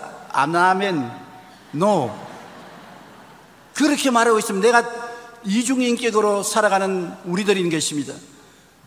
그러므로 예수님께서 마르다에게 강요를 하는 것은 의심을 선택하지 말고 믿음을 선택하라, 현실을 선택하지 말고 실상을 선택하라, 그렇게 강요하는 것입니다. 예수님께서 얼마나 답답하게 마르다를 보고 벽렬같이 화를 냈습니까? 마르다야, 내가 믿으면 하나님의 영광을 보리라고 하지 않았냐? 안 믿기 때문에 하나님의 영광을 안 보는 것이 아니야. 아무리 하나님이 약속을 해주셔도 현실을 바라보고 실상을 믿지 아니하면 기적이 일어나지 않을 것이니 오라버니는 영영 살아나지 못할 것이다. 여러분 인생에 마르다가 말한 것처럼 여러분의 나사로가 많이 있지요. 여러분의 나사로 죽어서 썩은 냄새가 나는 우리로서 도저히 취급할 수 없는 문제, 현실을 보면 포기해야 되는 것입니다. 그러나 실상은 포기하지 말고 믿으면 영광을 보리라고 말한 것입니다. 내 믿은 대로 될지어다. 할 수 있거든. 무슨 말이냐? 믿는 자에게는 능치 못하심이 없나니라. 현실에 희망이 없더라도 하나님은 희망이 있다고 말씀하는 것입니다. 현실을 바라보고 절망을 받아들이지 마십시오. 하나님 말씀을 받아들이고 희망과 믿음을 갖게 되는 여러분이 되십시오. 고린도후서 5장 7절에 우리가 믿음으로 행하고 보는 것으로 행하지 아니한다고 말한 것입니다. 보는 것으로 행하면 안 돼요. 믿음으로 행해야 돼요.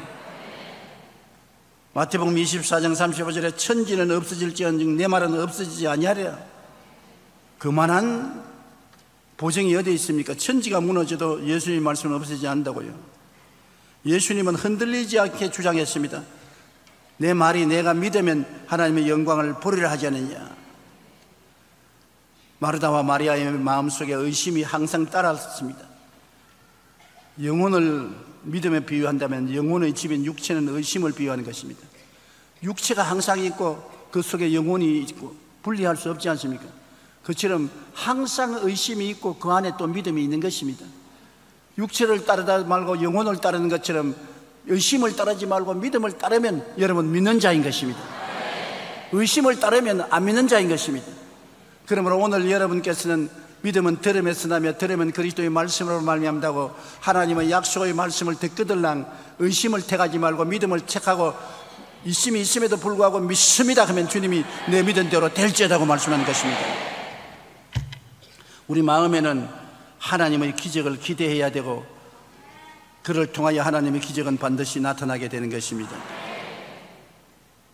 로마서 1장 17절 오늘 읽은 말씀 가운데 보는 것처럼 복음에는 하나님의 의가 나타나서 믿음으로 믿음에 이르게 하나니 기록된 바 오직 의인은 믿음으로 말미암아 살리라. 예수 믿고 의인된 우리들은 믿음으로 사는 것입니다. 보는 것으로 환경으로 살지 않습니다. 믿음으로 실상으로 사는 것입니다. 히브리서 11장 6절에 믿음이 없이는 하나님을 기쁘시게 하지 못하나니 하나님께 나아가는 자는 반드시 그가 계신 것과 또한 그가 자기를 찾는 자들에게 상 주시는 이심을 믿어야 되지요. 좋은 하나님, 기적을 행하는 하나님, 도와주시는 하나님, 은혜를 베풀어 주시는 하나님 것을 긍정적이고 적극적으로 믿어야 되는 것입니다. 성경 말씀에 주신 하나님의 약속의 말씀은 우리에게 한없은 위로가 되는 것입니다. 우리는 항상 믿음으로 살아야 되고 믿음의 삶에는 의심과 시름을 피할 수가 없습니다. 의심과 시름을 해야 돼요. 시름을 하고 의심을 따라 뒤로 물러가느냐 믿음을 따라 앞으로 나가느냐가 우리의 운명을 결정하게 되는 것입니다. 의심하지 않은 완전한 믿음이란 실제로 없습니다. 오직 어느 편을 택하여 그것을 꿈꾸고 믿고 시인하며 나가면 그대로 되는 것입니다. 안 믿는 것을 택해서 안 되는 것을 꿈꾸고 불신앙하고 안 된다, 못 한다, 못 산다고 하면 그대로 되는 것입니다. 그러나 하나님의 약속을 생각하고 영혼이 잘되고 범사에 잘되고 강건하게 축복을 주시는 하나님을 꿈꾸고 믿고 입으로 시인하면 또 그대로 되는 것입니다. 여러분, 우리는 현실과 실상 두 사이에 끼어서 삽니다. 현실은 매일같이 접하는 우리의 삶인 것입니다. 우리 감각과 우리의 지성과 이성과 경험은 현실입니다. 그러나 실상은 성경인 것입니다. 실상은 하나님이 우리가 도저히 인상으로서 상상할 수 없는 하나님의 약속의 말씀을 합니다. 왜냐하면 눈에 안 보이는데 하나님이 계시다고 말합니다. 현실은 안 봤으니 없다고 말합니다. 실상이 참말인 것입니다.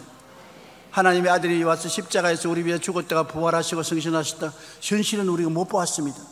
성경은 그렇게 되었다고 하니 그것을 믿으면 우중복음과 삼중축복을 우리가 상속으로 받게 되는 것입니다.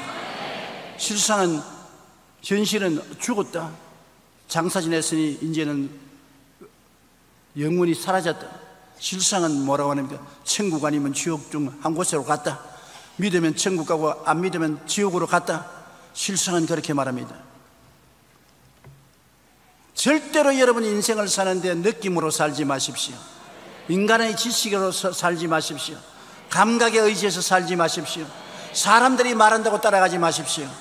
말씀이 하는 대로 생각하고 믿고 따라가십시오. 하나님의 말씀은 살았고 운동력이 있습니다. 하나님 말씀은 거짓되지 않습니다. 하나님 말씀으로 만물이 지어졌습니다. 보이는 것은 나타난 것으로 된 것이 아닙니다. 만물이 하나님의 말씀으로 지어진 바 된 것입니다. 말씀은 안 보이지만은 실상입니다. 예수 믿으면 구원받는 것은 실상입니다. 예수 믿으면 병 낫는다는 것은 실상입니다. 예수 믿으면 저주에서 해방된다는 것은 실상입니다. 예수 믿으면 천당 간다는 것은 실상입니다. 안 보이지요. 그러나 그것이 실상이요 믿으면 믿은 대로 되는 것입니다. 안 믿는 사람은 현실에만 따라 삽니다. 현재 주어진 현실밖에 없고 더 앞으로 향상하고 발전하는 삶을 살 수가 없습니다. 실상이 없기 때문에. 모든 일의 현실은 현실이지만은 그 내용에 하나님 말씀이 들어오면 실상이 그 속에 있는 것입니다. 실상을 잡고 인생을 사는 사람은 항상 변화가 있고 발전이 있고 승리가 있고 성공이 있고 축복이 있습니다.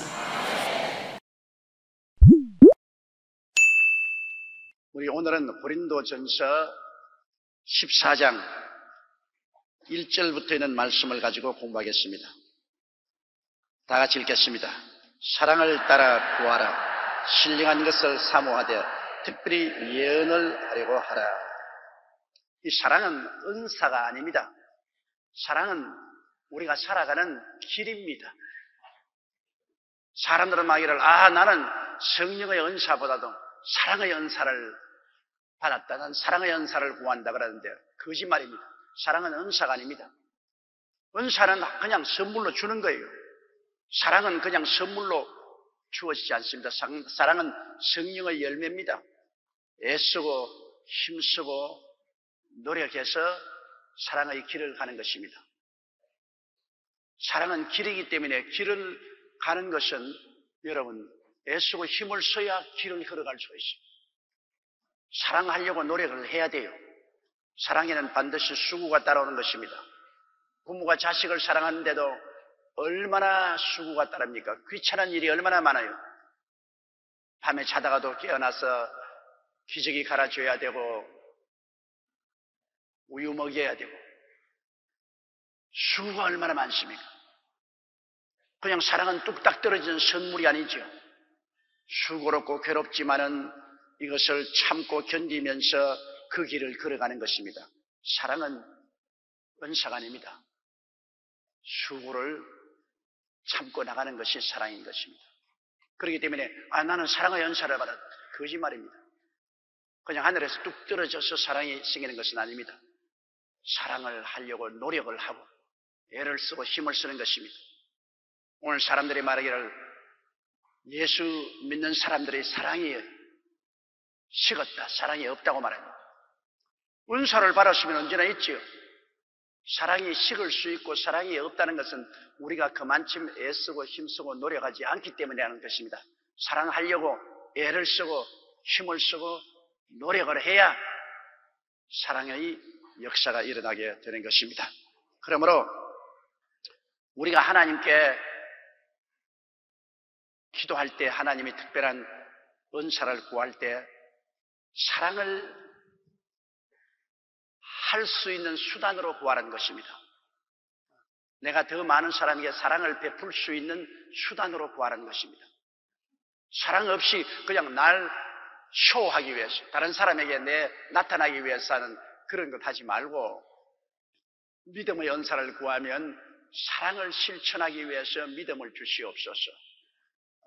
예언의 은사는 사람들에게 사랑을 실천하고 도와주기 위해서 예언의 은사를 주시옵소서. 신유의 은사는 많은 사람에게 병 고치는 사랑을 베풀기 위해서 내게 신유의 은사를 주옵소서. 그 사랑을 행하기 위한 수단으로서 은사를 구해야지 은사 그 자체를 구하다가는 탐욕되고 교만하고 오만하게 될 수가 있어요. 사랑을 하기 위해서 은사를 구하라. 사랑을 하기 위해서. 은사 그 자체를 내가 탐이 나서 구해서는 안 되는 것입니다. 사랑을 하기 위해서 은사를 구하라. 이 세상 모든 일이 다 그런 것입니다. 결혼하는 것도 사랑을 하기 위해서 결혼해야지. 인간적인 욕정을 만족하기 위해서 결혼을 한다. 그렇지 않으면 시바지로 자식 얻기 위해서 결혼한다. 그건 큰 불행을 가져오는 것입니다. 자기 욕망의 대상이 이성으로서 결혼했다가 욕망이 없어지면 손 털어버릴 수 있는 거예요. 아주 위험하죠. 그렇지만 자식을 얻기 위해서, 그럼 상대를 자식을 얻는 하나의 수단으로 삼는 것이니 이것은 비인격적이고 비인간적인 것입니다. 결혼도 사랑을 하기 위해서 결혼을 하고, 그리고 사랑하니까 같이 동거하게 되고 자식도 얻게 되고 가정도 이루게 됩니다. 사랑의 중심이 되는 거죠. 기업도 한 가지입니다, 여러분. 기업주가 노동자들하고 함께 사업을 하는데 서로 원수같이 대결한 마음을 가지고서 하면 안 되죠. 사랑. 기업주는 어찌한지 노동자에게 사랑을 베풀고 저들이 잘 살 수 있도록 하기 위해서 사랑을 베푸는 수단으로 기업을 하고, 또 일하는 사람은 기업주의 꿈을 이루어 줄 수 있도록 열심을 다하고 헌신적으로 노력하는 사랑이 있어야 됩니다. 모든 일에 사랑이 그 길이 되면 해답이 와요. 사랑을 저버리면 그 자리에 뭐가 오느냐? 탐욕이 들어와요. 탐욕이 들어오면 상대를 이용하려고 합니다. 도적질하고 깝질을 벗기고 상대의 희생을 시켜서 내 유익을 구하는 탐욕이 들어오게 되는 것입니다. 탐욕이 들어오게 되면 갈등이 들어오고 물고 찢고 싸우고 아주 처참한 일이 생겨요. 그러나 사랑이 들어오면 탐욕이 사라지기 때문에 언제나 희생하고 봉사하고 도와주는 이런 역사가 일어나게 돼요. 그렇기 때문에 사랑이 우리의 중심에 들어와 있느냐, 탐욕이 우리 중심에 들어와 있느냐, 우리의 행동 거지에 굉장한 영향력을 미치게 되는 것입니다. 그러므로 이 사랑을 따라 구하라. 신령한 것을 사모하되 특별히 예언을 하려고 하라. 우리가 예배에 신령한 은혜가 없으면 예배가 아주 메마른 예배가 됩니다. 밥상에는 여러분 반드시 국이 있어야 돼요. 맨밥만 먹으면 아주 목이 탁 메이지 않습니까?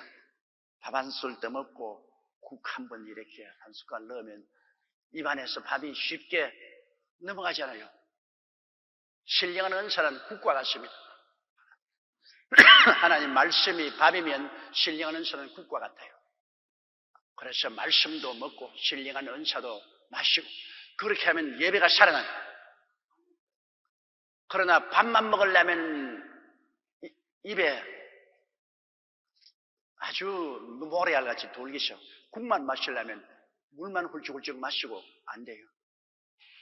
옛날에 우리 집에 모섬을 데리고 있었는데 그 모섬이 항상 술을 너무 좋아해.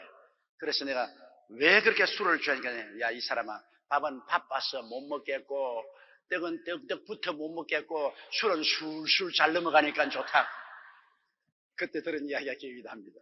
그러나 술술 넘어가는 술만 먹으면 영양실조에 걸리고 알코올 중독에 걸리고 인간이 파멸당하고 말죠.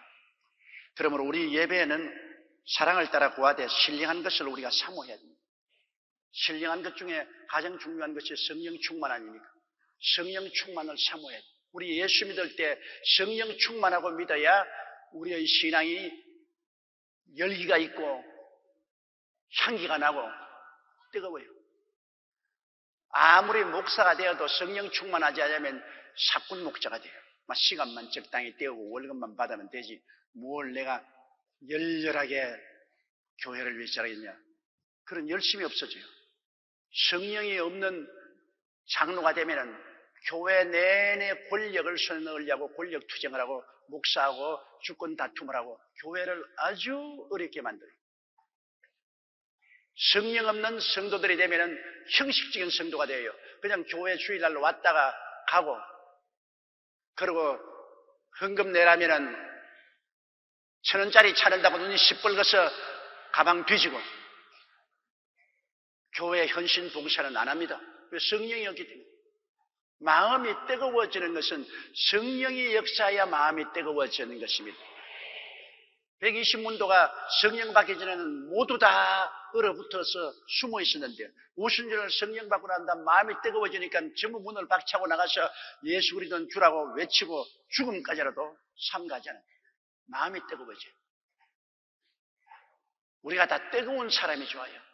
뜨거운, 마음이 뜨거운 남자가 좋고 마음이 뜨거운 여자가 좋아요. 냉정하고 얼음장 같은 사람 좋지 않아요. 화끈하게 인생을 살아가는 사람이 좋다고요. 그런데 뭐 화끈한 것이 마음대로 되나요? 빈 화로 갖다 놓고 아무리 화끈해지라 해도 안 되는 것입니다. 불을 담아야 화끈해지지요. 성령의 불이 와야 화끈해지는 것입니다. 그렇기 때문에 우리가 예수 믿는 우리들은 성령 받아야 되고 또 성령 받으라고 자꾸 애를 쓰는 이유가 그것인 것입니다. 성령의 불이 임하면 우리가 화끈 달아오르게 되는 것입니다. 뜨겁게 기도하고 뜨겁게 찬송하고 뜨겁게 전도하고 신앙이 뜨거워지는 것입니다. 신령한 것을 사모해야 돼요. 언제나 성령 충만을 간절히 사모해야 돼요. 특별히 예언을 하려고 하라. 예언은 물론 미래에 대한 것을 말하는 것도 예언이죠. 구약시대 예언은 주로 미래에 대해서 이야기하는 것인데 오늘날 신약시대 예언은 미래에 대한 예언도 있지만 주로 우리를 위로하고 격려하고 훈계하는 하나님 말씀인 것입니다. 그럼 미래에 대한 예언보다는 현재 우리의 잘못을 하나님이 지적하시고 회개시켜 주시고 낙심한 사람에게 용기를 주시고 상처 입은 사람에게 위로를 주시고 절망한 사람에게 희망을 주는 그런 말씀의 은사가 예언입니다. 그렇기 때문에 오늘날의 예언은 주로 말씀 증거인 것입니다. 성령을 통해서 말씀 증거한다. 그래서 옛날에 선지자는 미래를 주로 예언했지만 오늘날 선지자는 주의 종들이 주로 선지자입니다.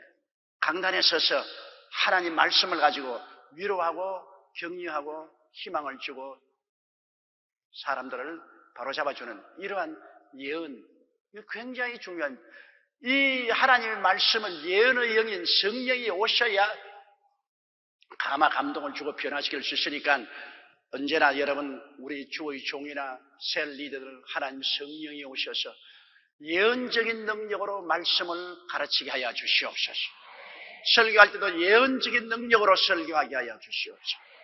그러므로 우리가 모두 다 하나님의 예언의 영이 임하시게 해달라고 늘 기도해요. 내가 전도하더라도 그냥 인간적 힘으로 전도해가는 감화 감동이 없어요. 예언적인 하나님의 능력이 임하여서 사람들에게 말하면 저 사람 어떻게 내 사정을 알고 내 마음에 상처 입은 것을 어떻게 알고 위로하느냐, 슬픈 것을 어떻게 알고 나에게 희망을 주고 기쁨을 주려 하느냐. 그건 예언적인 성령이 오셔서 하나님 말씀을 골라주는 것입니다. 창세기부터 계시록까지 이 방대한 하나님의 말씀 중에 내가 어떤 말씀을 가지고 사람들에게 전도해야 될지 모르잖아요. 그러나 성령이 오시면 예언적인 능력으로 이 속에 있는 말씀을 추려서 사람들에게 줄 수가 있게 되는 것입니다. 그러므로 우리가 신령한 것을 사모하되 특별히 예언하려고 하는 것은 이 예언을 통해서 우리는 사람들을 살릴 수 있기 때문인 것입니다. 영혼이 잘되고 범사에 잘되며 강건하고 생명을 얻게 넘치게 얻게 하는 것은 말씀을 통하여 힘을 주시는 것입니다. 나는 어제도 어느 시력가 한 사람 만났는데 그가 하는 말이 나는 목사님 은혜를 두고 잊을 수가 없습니다. 왜 그러냐? IMF 때 완전히 망하고 손 다 털어버리고 이제는 홈레스가 될 수밖에 없는데 교회에 와서 예배를 드릴 때 완전히 낙심하고 절망했는데 목사님 설교 말씀 가운데 위기는 기회가 된다. 언제나 우리 인생에 다가오는 가장 험악하고 어려운 위기는 예수님께 의지하면 그것이 위대한 기회가 된다. 그 말씀에 정신이 번쩍 들더라는 것입니다. 그래서 그 말씀을 부여잡고 기도원에 가서 금식하고 기도하고 아닌 게 아니라 위기가 기회가 되어서 모든 어려움을 극복하고 오늘날은 건실한 사업을 세울 수가 있었다는 간증을 하는 것을 들었습니다. 그러면 이와 같은 것은 바로 예언의 말씀인 것입니다. 그 사람 누군지 모르지만은 성령께서 강단을 통해서 예언의 말씀을 주셔서 용기와 힘을 얻게 해주신 것입니다. 뭐 요사이 인터넷 편지에 보면은 하나님 말씀을 인터넷으로 듣고 혹은 교회에서 방송하는 방송을 듣고 인생이 달라졌다는 그런 편지들을 주게 많이 합니다. 목사님 내 인생이 완전히 달라졌습니다. 그런데 내 힘으로 인생을 다르게 만들 수 없습니다. 내 입에서 나오는 말씀, 예언의 말씀이 인생을 변화시킨 것입니다. 하나님이 저 입을 통해서 예언의 영으로 마음을 변화시켜서 인생이 달라진 것이죠. 저의 힘으로 어떻게 인생이 다르게 합니까? 내 인생도 내 마음대로 못하는데 내가 남의 인생을 어떻게 다르게 합니까? 하나님께서 다르게 해주시는 것입니다. 그러므로 사랑을 따라 구하라. 신령한 것을 사모하되 특별히 예언을 하려 구하라. 예언을 억지로 예언하면 안 돼요.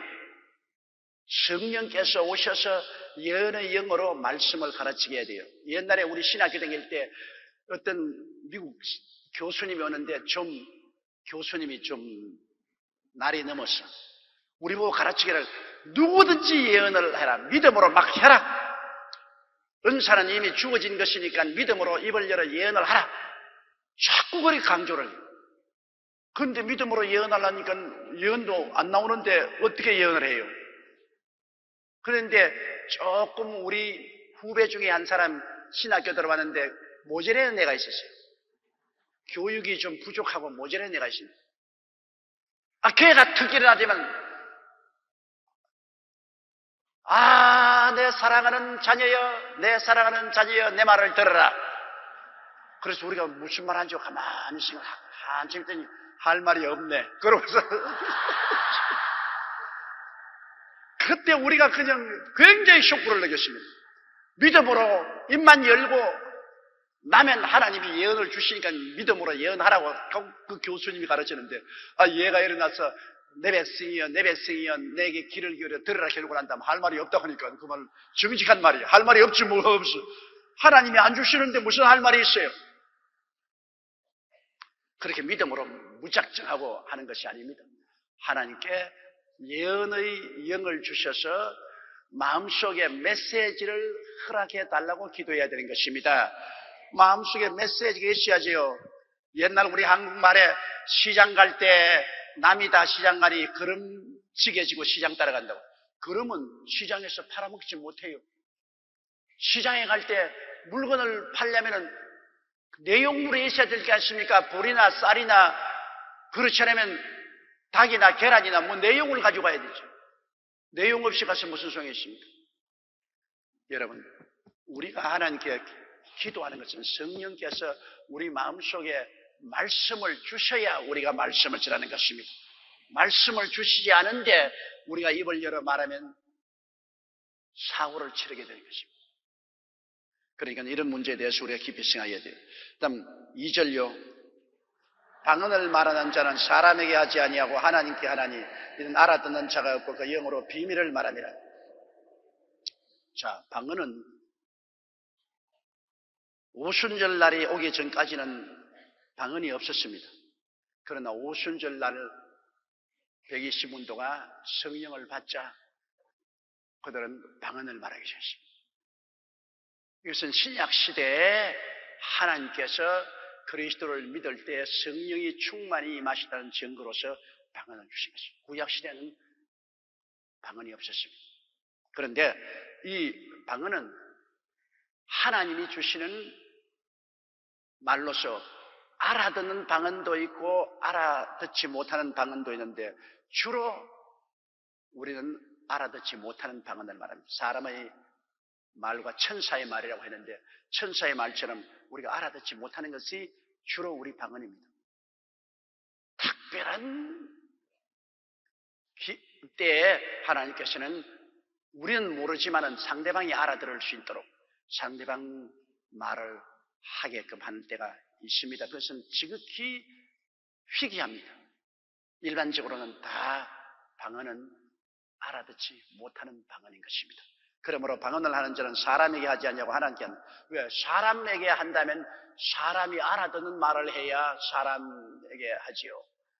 사람에게 못 알아듣는 말은 해봤자 소용이 없지 않아요. 여러분 외국 사람 붙잡고 한국말을 아무리 해봤자 못 알아듣지 않아요. 한국 사람에게 한국말을 해야 알아듣지 않아요. 말이라는 것은 알아듣는 사람에게 말을 해야지 못 알아듣는 사람에게 말해가는 그건 허공을 치는 소리에 불과한 것입니다. 그러므로 일반적인 방언은 우리 사람들이 못 알아듣습니다. 그런데 왜 하느냐? 그것은 사람에게 아니하고 하나님께 하는 방언인 것입니다. 우리가 마땅히 빌 바를 알지 못하나 성령이 말할 수 있는 탄식으로 우리를 위해서 기도하신다고 우리는 무엇을 기도할지 모릅니다. 너무 기뻐도 할 말이 없다고 하지 않습니까? 너무 슬퍼도 말이 막힌다. 너무 기쁜 일이 생겨서 할 말이 막힐 때 방언으로 말하면 그 기쁨을 하나님께 다 표현하는 거죠. 너무 슬퍼서 이제 말문이 막혔을 때도 방언으로 말하면 성령이 그 슬픔을 다 하나님께 구하고 그 슬픔의 해답을 얻을 수 있도록 도와주시는 것입니다. 방언은 기도하는 거예요. 사람에게 하지 않고 하나님께 하는 기도의 언어이기 때문에 이 방언 기도가 얼마나 좋은지 몰라요. 너무 슬플 때도 방언이 우리를 슬픔에서 건져주고 너무 기쁠 때도 이 방언이 우리 기쁨을 다 표현해서 하나님께 찬미하게 하고 내 영혼이 또한 깔아앉았을 때 방언으로 기도하면 내 영혼이 재충만될 수 있는 것입니다. 그렇기 때문에 방언은 사람에게 하지 아니고 하나님께 하는 이는 알아듣는 자가 없고 그 영으로 비밀을 말합니다. 사람은 알아듣지 못해요. 알아듣지 못하니까 여기 보면 천사도 못 알아들어요. 마귀도 귀신들도 못 알아들어요. 방언은 하나님께 하는 비밀입니다. 비밀은 알아들으면 비밀이 안 돼요. 비밀은 상대만 아는 거죠. 그런데 이 세상에는 정말로 비밀이 없어요. 나는 지금까지 살아오면서 수많은 회의에서 또 수많은 일에서 이거는 꼭 비밀이다. 꼭 지켜라. 아무리 비밀로 지키라고 해도 그 비밀이 순식간에 새어나가는 것입니다. 사람이 비밀이 없어요. 사람이란 것은 남의 말을 듣고 나면은 꼭 전달하고 싶은 마음이 생겨요. 목사들이 월요일 날 모여서 기도회를 가졌어요. 그래서 우리 마음 다 털어놓고 우리 하나님 앞에 기도하자. 그러니까 이제 목사들이 와서 서로 모여서 기도회를 하면서 회개를 해요. 그 목사님 한 분이 나는 자꾸 거짓말하는 죄가 있다. 나는 그래서 자꾸 우리 성도들에게 거짓말을 한다. 화장을 하고 거짓말을 한다. 이건 나는 회개하고 자복한다. 또 한 사람은 하는 말이 나는 몰래 술을 먹는다. 그러니까 나는 술 먹는 죄가 있어서 이것 때문에 내가 마음에 회개하고 그렇게 하는 얘기는 세 번째 사람이 있다. 나는 고자질하는 죄가 있는데 아유 나 가야 되겠다. 나는 이게 왜 그래? 근데 들었으니까 고자질 해야지. 내가 뭐 어찌할 도리가 없다. 나는 듣고 나면은 입을 가만히 있을 수가 없다. 그래가 이 사람이 뛰어가가지고서 비밀로 기도회를 가지겠다고 했는데 회개한 것을 가지고 와서 그 교회가 가지고서 너희 목사는 술 마신다. 너희 목사는 거짓말쟁이다. 목사님, 그 두 개의 목사님 다 목회 못하고 쫓겨났다 그래요. 그 고자질 잘하는 목사 때문에. 그 비밀이 어디에 있습니까? 비밀이라는 것은 다 탄로가 나요. 그 비밀이 지켜지면은 많은 슬픔을 없앨 수가 있습니다. 그런데 비밀을 누설하면은 많은 슬픔과 고통이 다가올 수 있습니다. 신실하지 못한 친구는 남의 비밀을 누설합니다. 그러므로 아무도 믿고 말할 수가 없죠. 부부간에는 믿을 수 있지 않느냐? 부부간에 믿어요. 좋을 때야 한없이 믿을 수 있지만은 돌아서면 원수도 그런 원수가 없을 정도로 싸우게 되니까요. 한 번은 시골에서 싸움이 벌어져서 이웃 사람을 쳐 죽였어요. 급히 그 부인과 아들과 함께 부인 몰래 아들과 함께 그 시체를 담을 쳐버렸어요. 분명히 사람이 죽었는데 아무리 있어도 증거가 없어요. 담을 쌓아버렸습니다. 10수년의 세월이 흘렀습니다. 하루는 비가 철렁철렁 내리는데 이제 부인은 길쌈을 하고 아버지는 새끼를 보고 아들은 아버지 옆에서 글을 읽고 있는데 시골엔 지붕에서 이렇게 누런 물이 뚝뚝 떨어지죠. 뭐 표준어로 뭐라고 말하는지 모르겠으면 경상도에는 소지렁물이라 그래요. 누런 물이 툭툭 떨어져서 거품이 푹 이니까 그 새끼를 꽂아 말고 10년 전에 그놈이 죽을 때 입에서 나오는 거품 같다 그래. 그럼 부인이 뭐요? 10년 전에 이웃 사람하고 싸움이 났을 때 내가 몽둥이를 때리는데 이 품에 지는 거품을 물고 죽었기 때문에 내가 애와 함께 담을 쳤지. 그 부인이 여보 큰일 날 소리 한다. 이걸 딱 다물어라. 근데 아들이 아버지를 부르더니만 아버지 이제 큰일 났습니다. 왜 남에게 비밀을 말합니까? 남이라니 너희 어머니가 아버지하고 나하고는 비밀이 지켜져도 어머니하고는 안 지켜집니다. 어머니는 남입니다. 남. 언제 돌아설지 모르는데 나는 아버지를 배반하지 않아요. 아버지도 나를 배반하지 않아요. 부모 자식이니까. 그러나 어머니는 남이에요. 아는 게 아니라 얼마 있다가 싸움이 붙어가 치고받으니까 부인이 밖에 나가서 야 이놈아 너가 10년 전에 이웃 사람 죽여가지고서 담을 쳤지 않느냐고.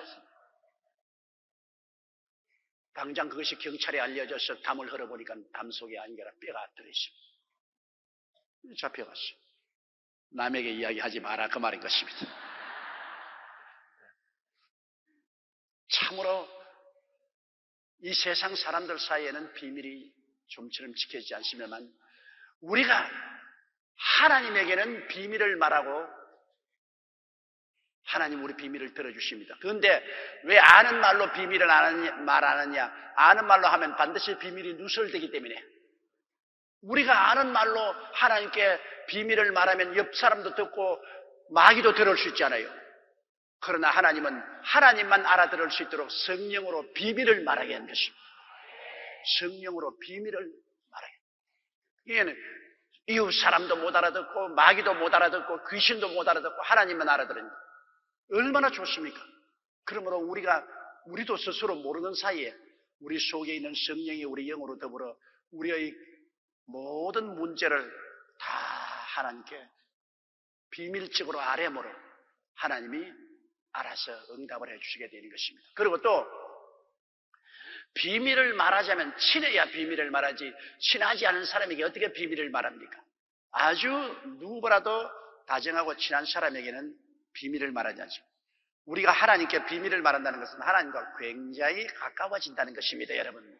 그러므로 우리의 신앙생활에 냉담하게 되고 기도가 잘 나오지 않고 하나님이 멀리 계신 같이 느낄 때는 억지로라도 계속 방언으로 기도하면 그 안개 구름이 그치고 하나님이 내 안에, 내가 하나님 안에 있는 것을 느끼게 되는 것입니다. 왜? 하나님과 비밀을 말하자니까 가차워지지.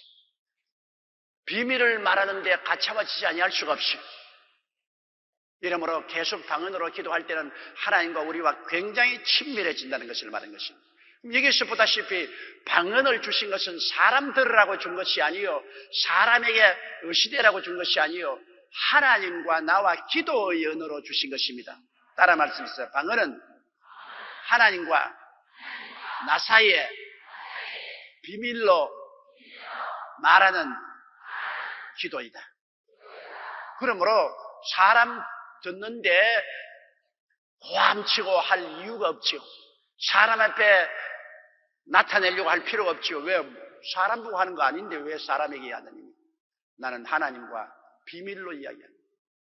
하나님과 나 사이에 비밀로 하는 것이기 때문에 내 혼자서 골방에 들어가서 하나님과 기도할 때 혹은 통성으로 기도할 때 사람들 개인이 듣도록 하는 것이 아니라 통성으로 기도할 때 함께 기도하는 그때 방언으로 기도하는 것이 온당한 것입니다. 3절요. 그러나 예언하는 자는 사람에게 말하여 덕을 세우며 권면하며 아니하는 것이요. 예언은 알아듣는 말로 하니까 비밀이 아니죠. 방언은 못 알아들으니까 비밀이지만 예언은 알아듣는 말을 하니까 비밀이 아니죠. 예언하는 자는 사람에게 말하여 덕을 세운다. 덕이란 것은 믿음을 쌓아 올리는 거죠. 믿음을 강하게 한다. 예언의 말씀을 들으면 믿음을 강하게 하는 것입니다. 여러분, 병자 위에서 기도하고 난 다음에 하나님께서 제게 지식의 말씀을 주었어서 내가 말하잖아요. 그거는 말할 때는 그것이 예언이 되는 것입니다. 그 예언의 말씀을 듣고 사람들이 병 나은 사람이 얼마나 많습니까? 또 문제가 해결된 사람이 얼마나 많습니까? 예언은 사람의 믿음을 덕을 세우고 믿음을 장성하게 만들어주는 것입니다. 그리고 예언을 통해서 권면합니다. 낙심한 사람에게 권면하고 다시 용기와 힘을 얻도록 만들어주고 또 환난을 당한 사람에게 안위하게 마음에 평안을 얻도록 해주고 마음에 안심을 할 수 있도록 합니다. 그러므로 예언이 얼마나 중요합니까? 예언은 덕을 세우고 권면하고 안위하는 것이다. 따라 말씀드립니다. 예언은 덕을 세우고 권면하고 안위케 한다. 오늘날의 예언은 구약시대와 달라서 이와 같은 일을 하기 때문에 즉 설교가 예언인 것입니다. 설교가 예언이에요. 설교를 통해서 덕을 세우고 권면하고 안위하는 일을 하는 요사이는 강단에서 말씀하는 설교가 즉 예언인 것입니다. 미래를 꼭 예언해야 예언하는 것이 아닙니다. 요사이도 물론 미래를 예언하는 것이 있지만은 거의 드뭅니다. 주로 설교를 통해서 듣는 이로 하여금 덕을 세우고 권면하고 안위케 하는 것이 예언인 것입니다. 오늘날 예언의 은사 받았다고 해서 남 개인적으로 갖다가 안수하고 예언해 준다고 하는 점치는 귀신에게 잡힌 사람들이 많습니다. 많은 사람들이 산에서 혼자 탐욕으로 예언의 은사 달라고 사랑으로 구하지 않고 탐욕으로 자기 여시 되려고 예언의 은사 달라고 하다가 점치는 귀신에게 잡혀서 점치는 일을 하는 사람 가끔 있어요. 많지는 않지만 제가 오랜 목회 생활을 통해서 예언의 은사를 받았다고 날뛰는 사람 보면은 점치는 귀신에게 잡혀서 점을 치고 있어요. 근본적으로 하나님께서는 우리를 미래를 알기를 원치 않습니다. 왜냐? 따라 말씀해서 나의 의인은 믿음으로 살리라. 하나님의 의인은 근본적으로 믿음으로 살기를 원하지 알고 살기를 원하지 않습니다. 미래를 알고 살려고 하지 말아야 돼요. 하나님이 특별히 원하신 그때 하나님 주권으로 우리에게 미래를 알려주시면 감사한 일이지 그 이외에는 우리는 눈 딱 감고 믿음으로 사는 것입니다. 나의 의인은 믿음으로 말미암아 살리라. 하나님 날 믿어라. 미래는 내 손에 있다. 내가 미래를 손에 잡고 있으니까 내가 어떻게 하든 내가 알아서 할 테니까 너는 나를 믿어라. 믿고 따라오너라. 믿고 따라오너라. 그러므로 우리의 신앙의 근본적인 자세는 믿음으로 살아야지 뭐 예언을 통해서 미래를 알고 살겠다고 자꾸 애를 쓰다가는 사탄에게 시험을 당해서 거짓 예언을 받게 될 때가 간혹 있습니다. 4절요.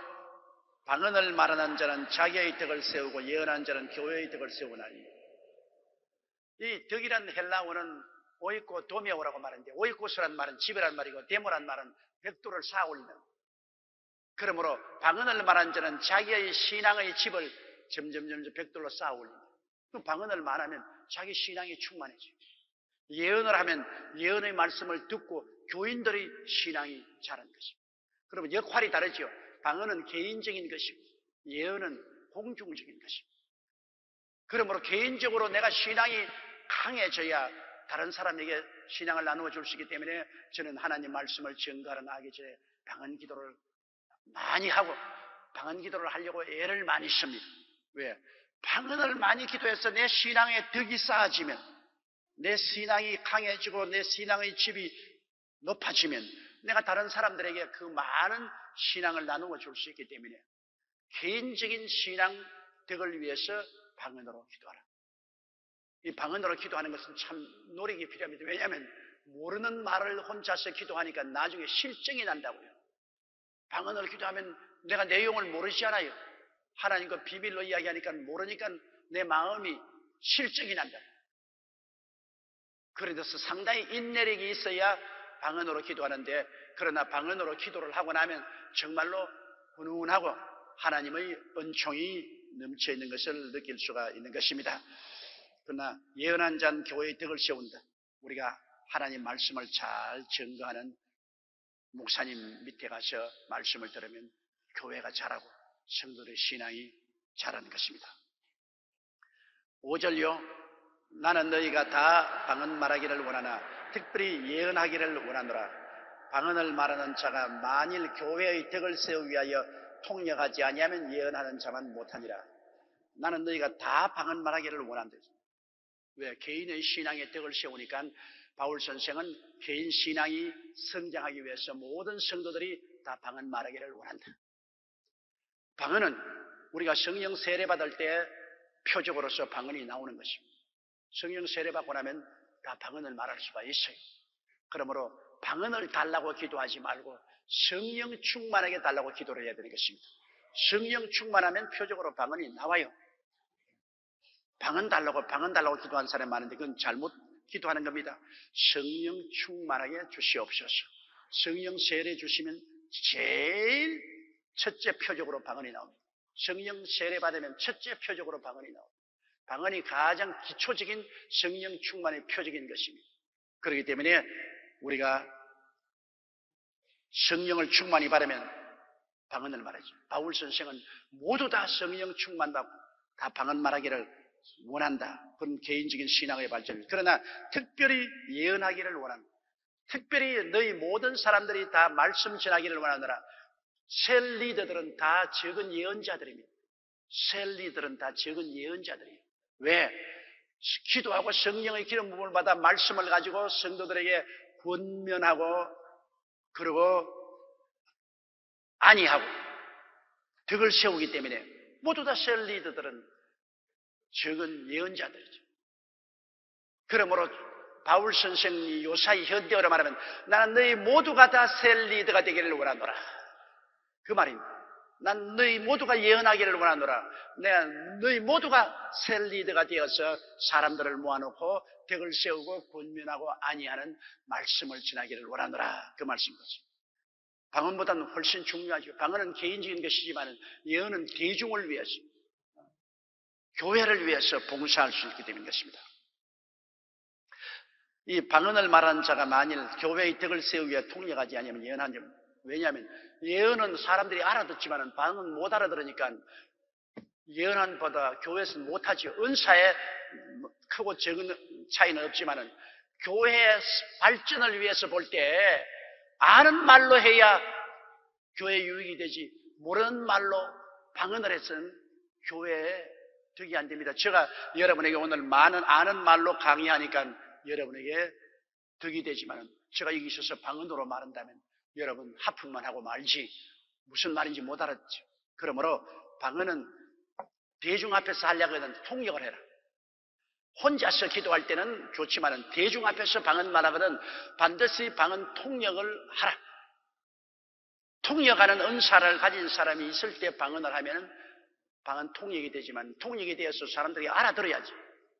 알아듣지 못하면 아무 효과가 없어요. 저도 방언 통역을 개인적인 방언 통역도 많이 하고 다른 사람의 방언 통역도 많이 해봤는데 개인적인 방언 통역은 내가 방언으로 많이 기도하고 난 다음에 그 다음에는 예언의 영이 와가지고서 자꾸 한국말로 말을 하도록 마음에 압력이 가해지는 거예요. 압력이 가해지는 거예요. 그 입을 열면 방언 통역이 나와요. 내가 금시 방언한 그 방언에 대한 통역이 나와요.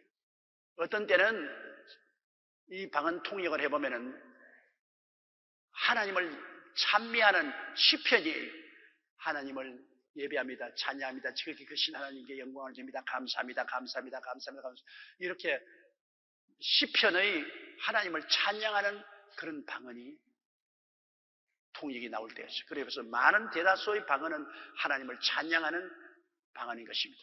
그리고 어떤 때는 방언 통역을 하면 진짜로 하나님 성령께서 꾸짖고 내가 뭘 잘못한 것을 꾸짖고 그리고 용기를 주고 힘을 줄 때가 있어요. 방언 플러스 통역은 예언과 한 가지입니다. 예언이 직접 나오면 좋죠. 근데 방언을 하고 방언 통역이 나오면 예언과 한 가지죠. 그리고 다른 사람이 방언을 말하는데 가만히 앉아 있으면 몇 가지로 방언 통역을 할 수 있어요. 다른 사람이 방언을 말하는데 내가 가만히 앉아서 옛날에 들어보니까 그 다른 사람 방언이 내게는 한국어로 들려요. 그 사람은 분명히 방언을 말했다고 하는데 내가 귀에 들리기는 한국말로 들려요. 그건 통역할 수 있죠. 저 사람 한국말로 하는데 내가 그거 못할 때가 있어요. 그것은 지극히 드문 일이지만 그런 일이 있어요. 그리고 그 다음에는 방언을 말하는데 그 마음속에 뜻이 알려져요. 저 사람 이런 말을 하고 있다. 방언으로 막 이야기하고 있는데 저 사람은 이런 말을 하고 있다. 그 내용의 전반적인 내용을 아니까 내가 통역을 하죠. 또 어떤 때는 저 사람 방언을 말하는데 내가 아무것도 모르는데 자꾸 성령께서 너 일어나서 통역하라. 입을 열라. 내가 말씀을 줄게. 입을 열라. 내가 통역하라. 이런 압력이 올라오고 소문이 올라와요. 그건 굉장히 용기가 필요합니다. 아무것도 모르는데 그런데 일어나서 입을 열면 그 다음에는 말이 그냥 실타래처럼 풀려나와요. 줄줄줄줄. 그러므로 이 방언 통역이라는 것은 100% 하나님의 음성이라고 볼 수 없습니다. 왜냐하면 방언 통역은 불완전한 인간이 하기 때문에 하나님의 말씀이 사람의 생각에 섞여서 나오기도 하고 그리고 또 잘못하면 사탄의 시험이 될 수도 있어요. 그렇기 때문에 아주 믿음이 깊고 오랜 신앙의 체험을 한 사람일수록 순수한 통역을 할 수 있고 이제 갓 신앙이 들어오고 이제 막 은사 받은 사람들은 올바른 통역을 못할 때가 많습니다. 그러므로 방언 통역이나 예언은 반드시 분별해야 돼요. 그대로 성경 말씀처럼 받아들여서는 안 됩니다. 성경 말씀은 1.1핵도 오류가 있기 때문에 그대로 받아들이지만은 예언과 방언 통역은 반드시 분별해야 돼요. 이것이 하나님 말씀에 부합한 것인가, 하나님 말씀에 부합하지 않은가, 우리가 분별을 해야 되는 것입니다. 6절요. 그런즉 형제들아, 내가 너희에게 나아가서 방언을 말하고 계시나 지식이나 예언이나 가르치는 것이나 말하지 아니하면 너희에게 무엇 유익하리요? 이 말은 맞죠. 바울 선생이 말하기를 내가 고린도 교회 너희들에게 나가서 방언만 자꾸 말하고 하나님이 주신 계시나 성경 지식이나 하나님이 성령으로 주신 예언이나 그런 가르치는 것이나 말하지 않으면 아무 유익이 없죠. 강단에 와서 자꾸 방언만 말하는데 하나도 못 알아들으니까 아주 고약하죠. 말은 알아들어야 됩니다. 못 알아듣는 말을 하면 자기가 어떻게 하나님의 충만한 은혜를 가졌어도 소용이 없어요. 알아듣는 말을 해야지. 제가 여러분 앞에 서서 못 알아듣는 방언으로 아무리 말해봤자 아무 소용도 없어요. 알아듣는 말을 해야지. 여러분에게 나와서 묵시를 말하거나 지식을 말하거나 예언을 하거나 가르치는 말을 하거나 알아듣는 말을 하면 여러분이 와서 시간 내어서 말씀을 듣죠. 그러나 알아듣는 말을 하지 않으면 여러분 올 택이 없어요. 못 알아듣는데 아무 은혜가 안 되죠.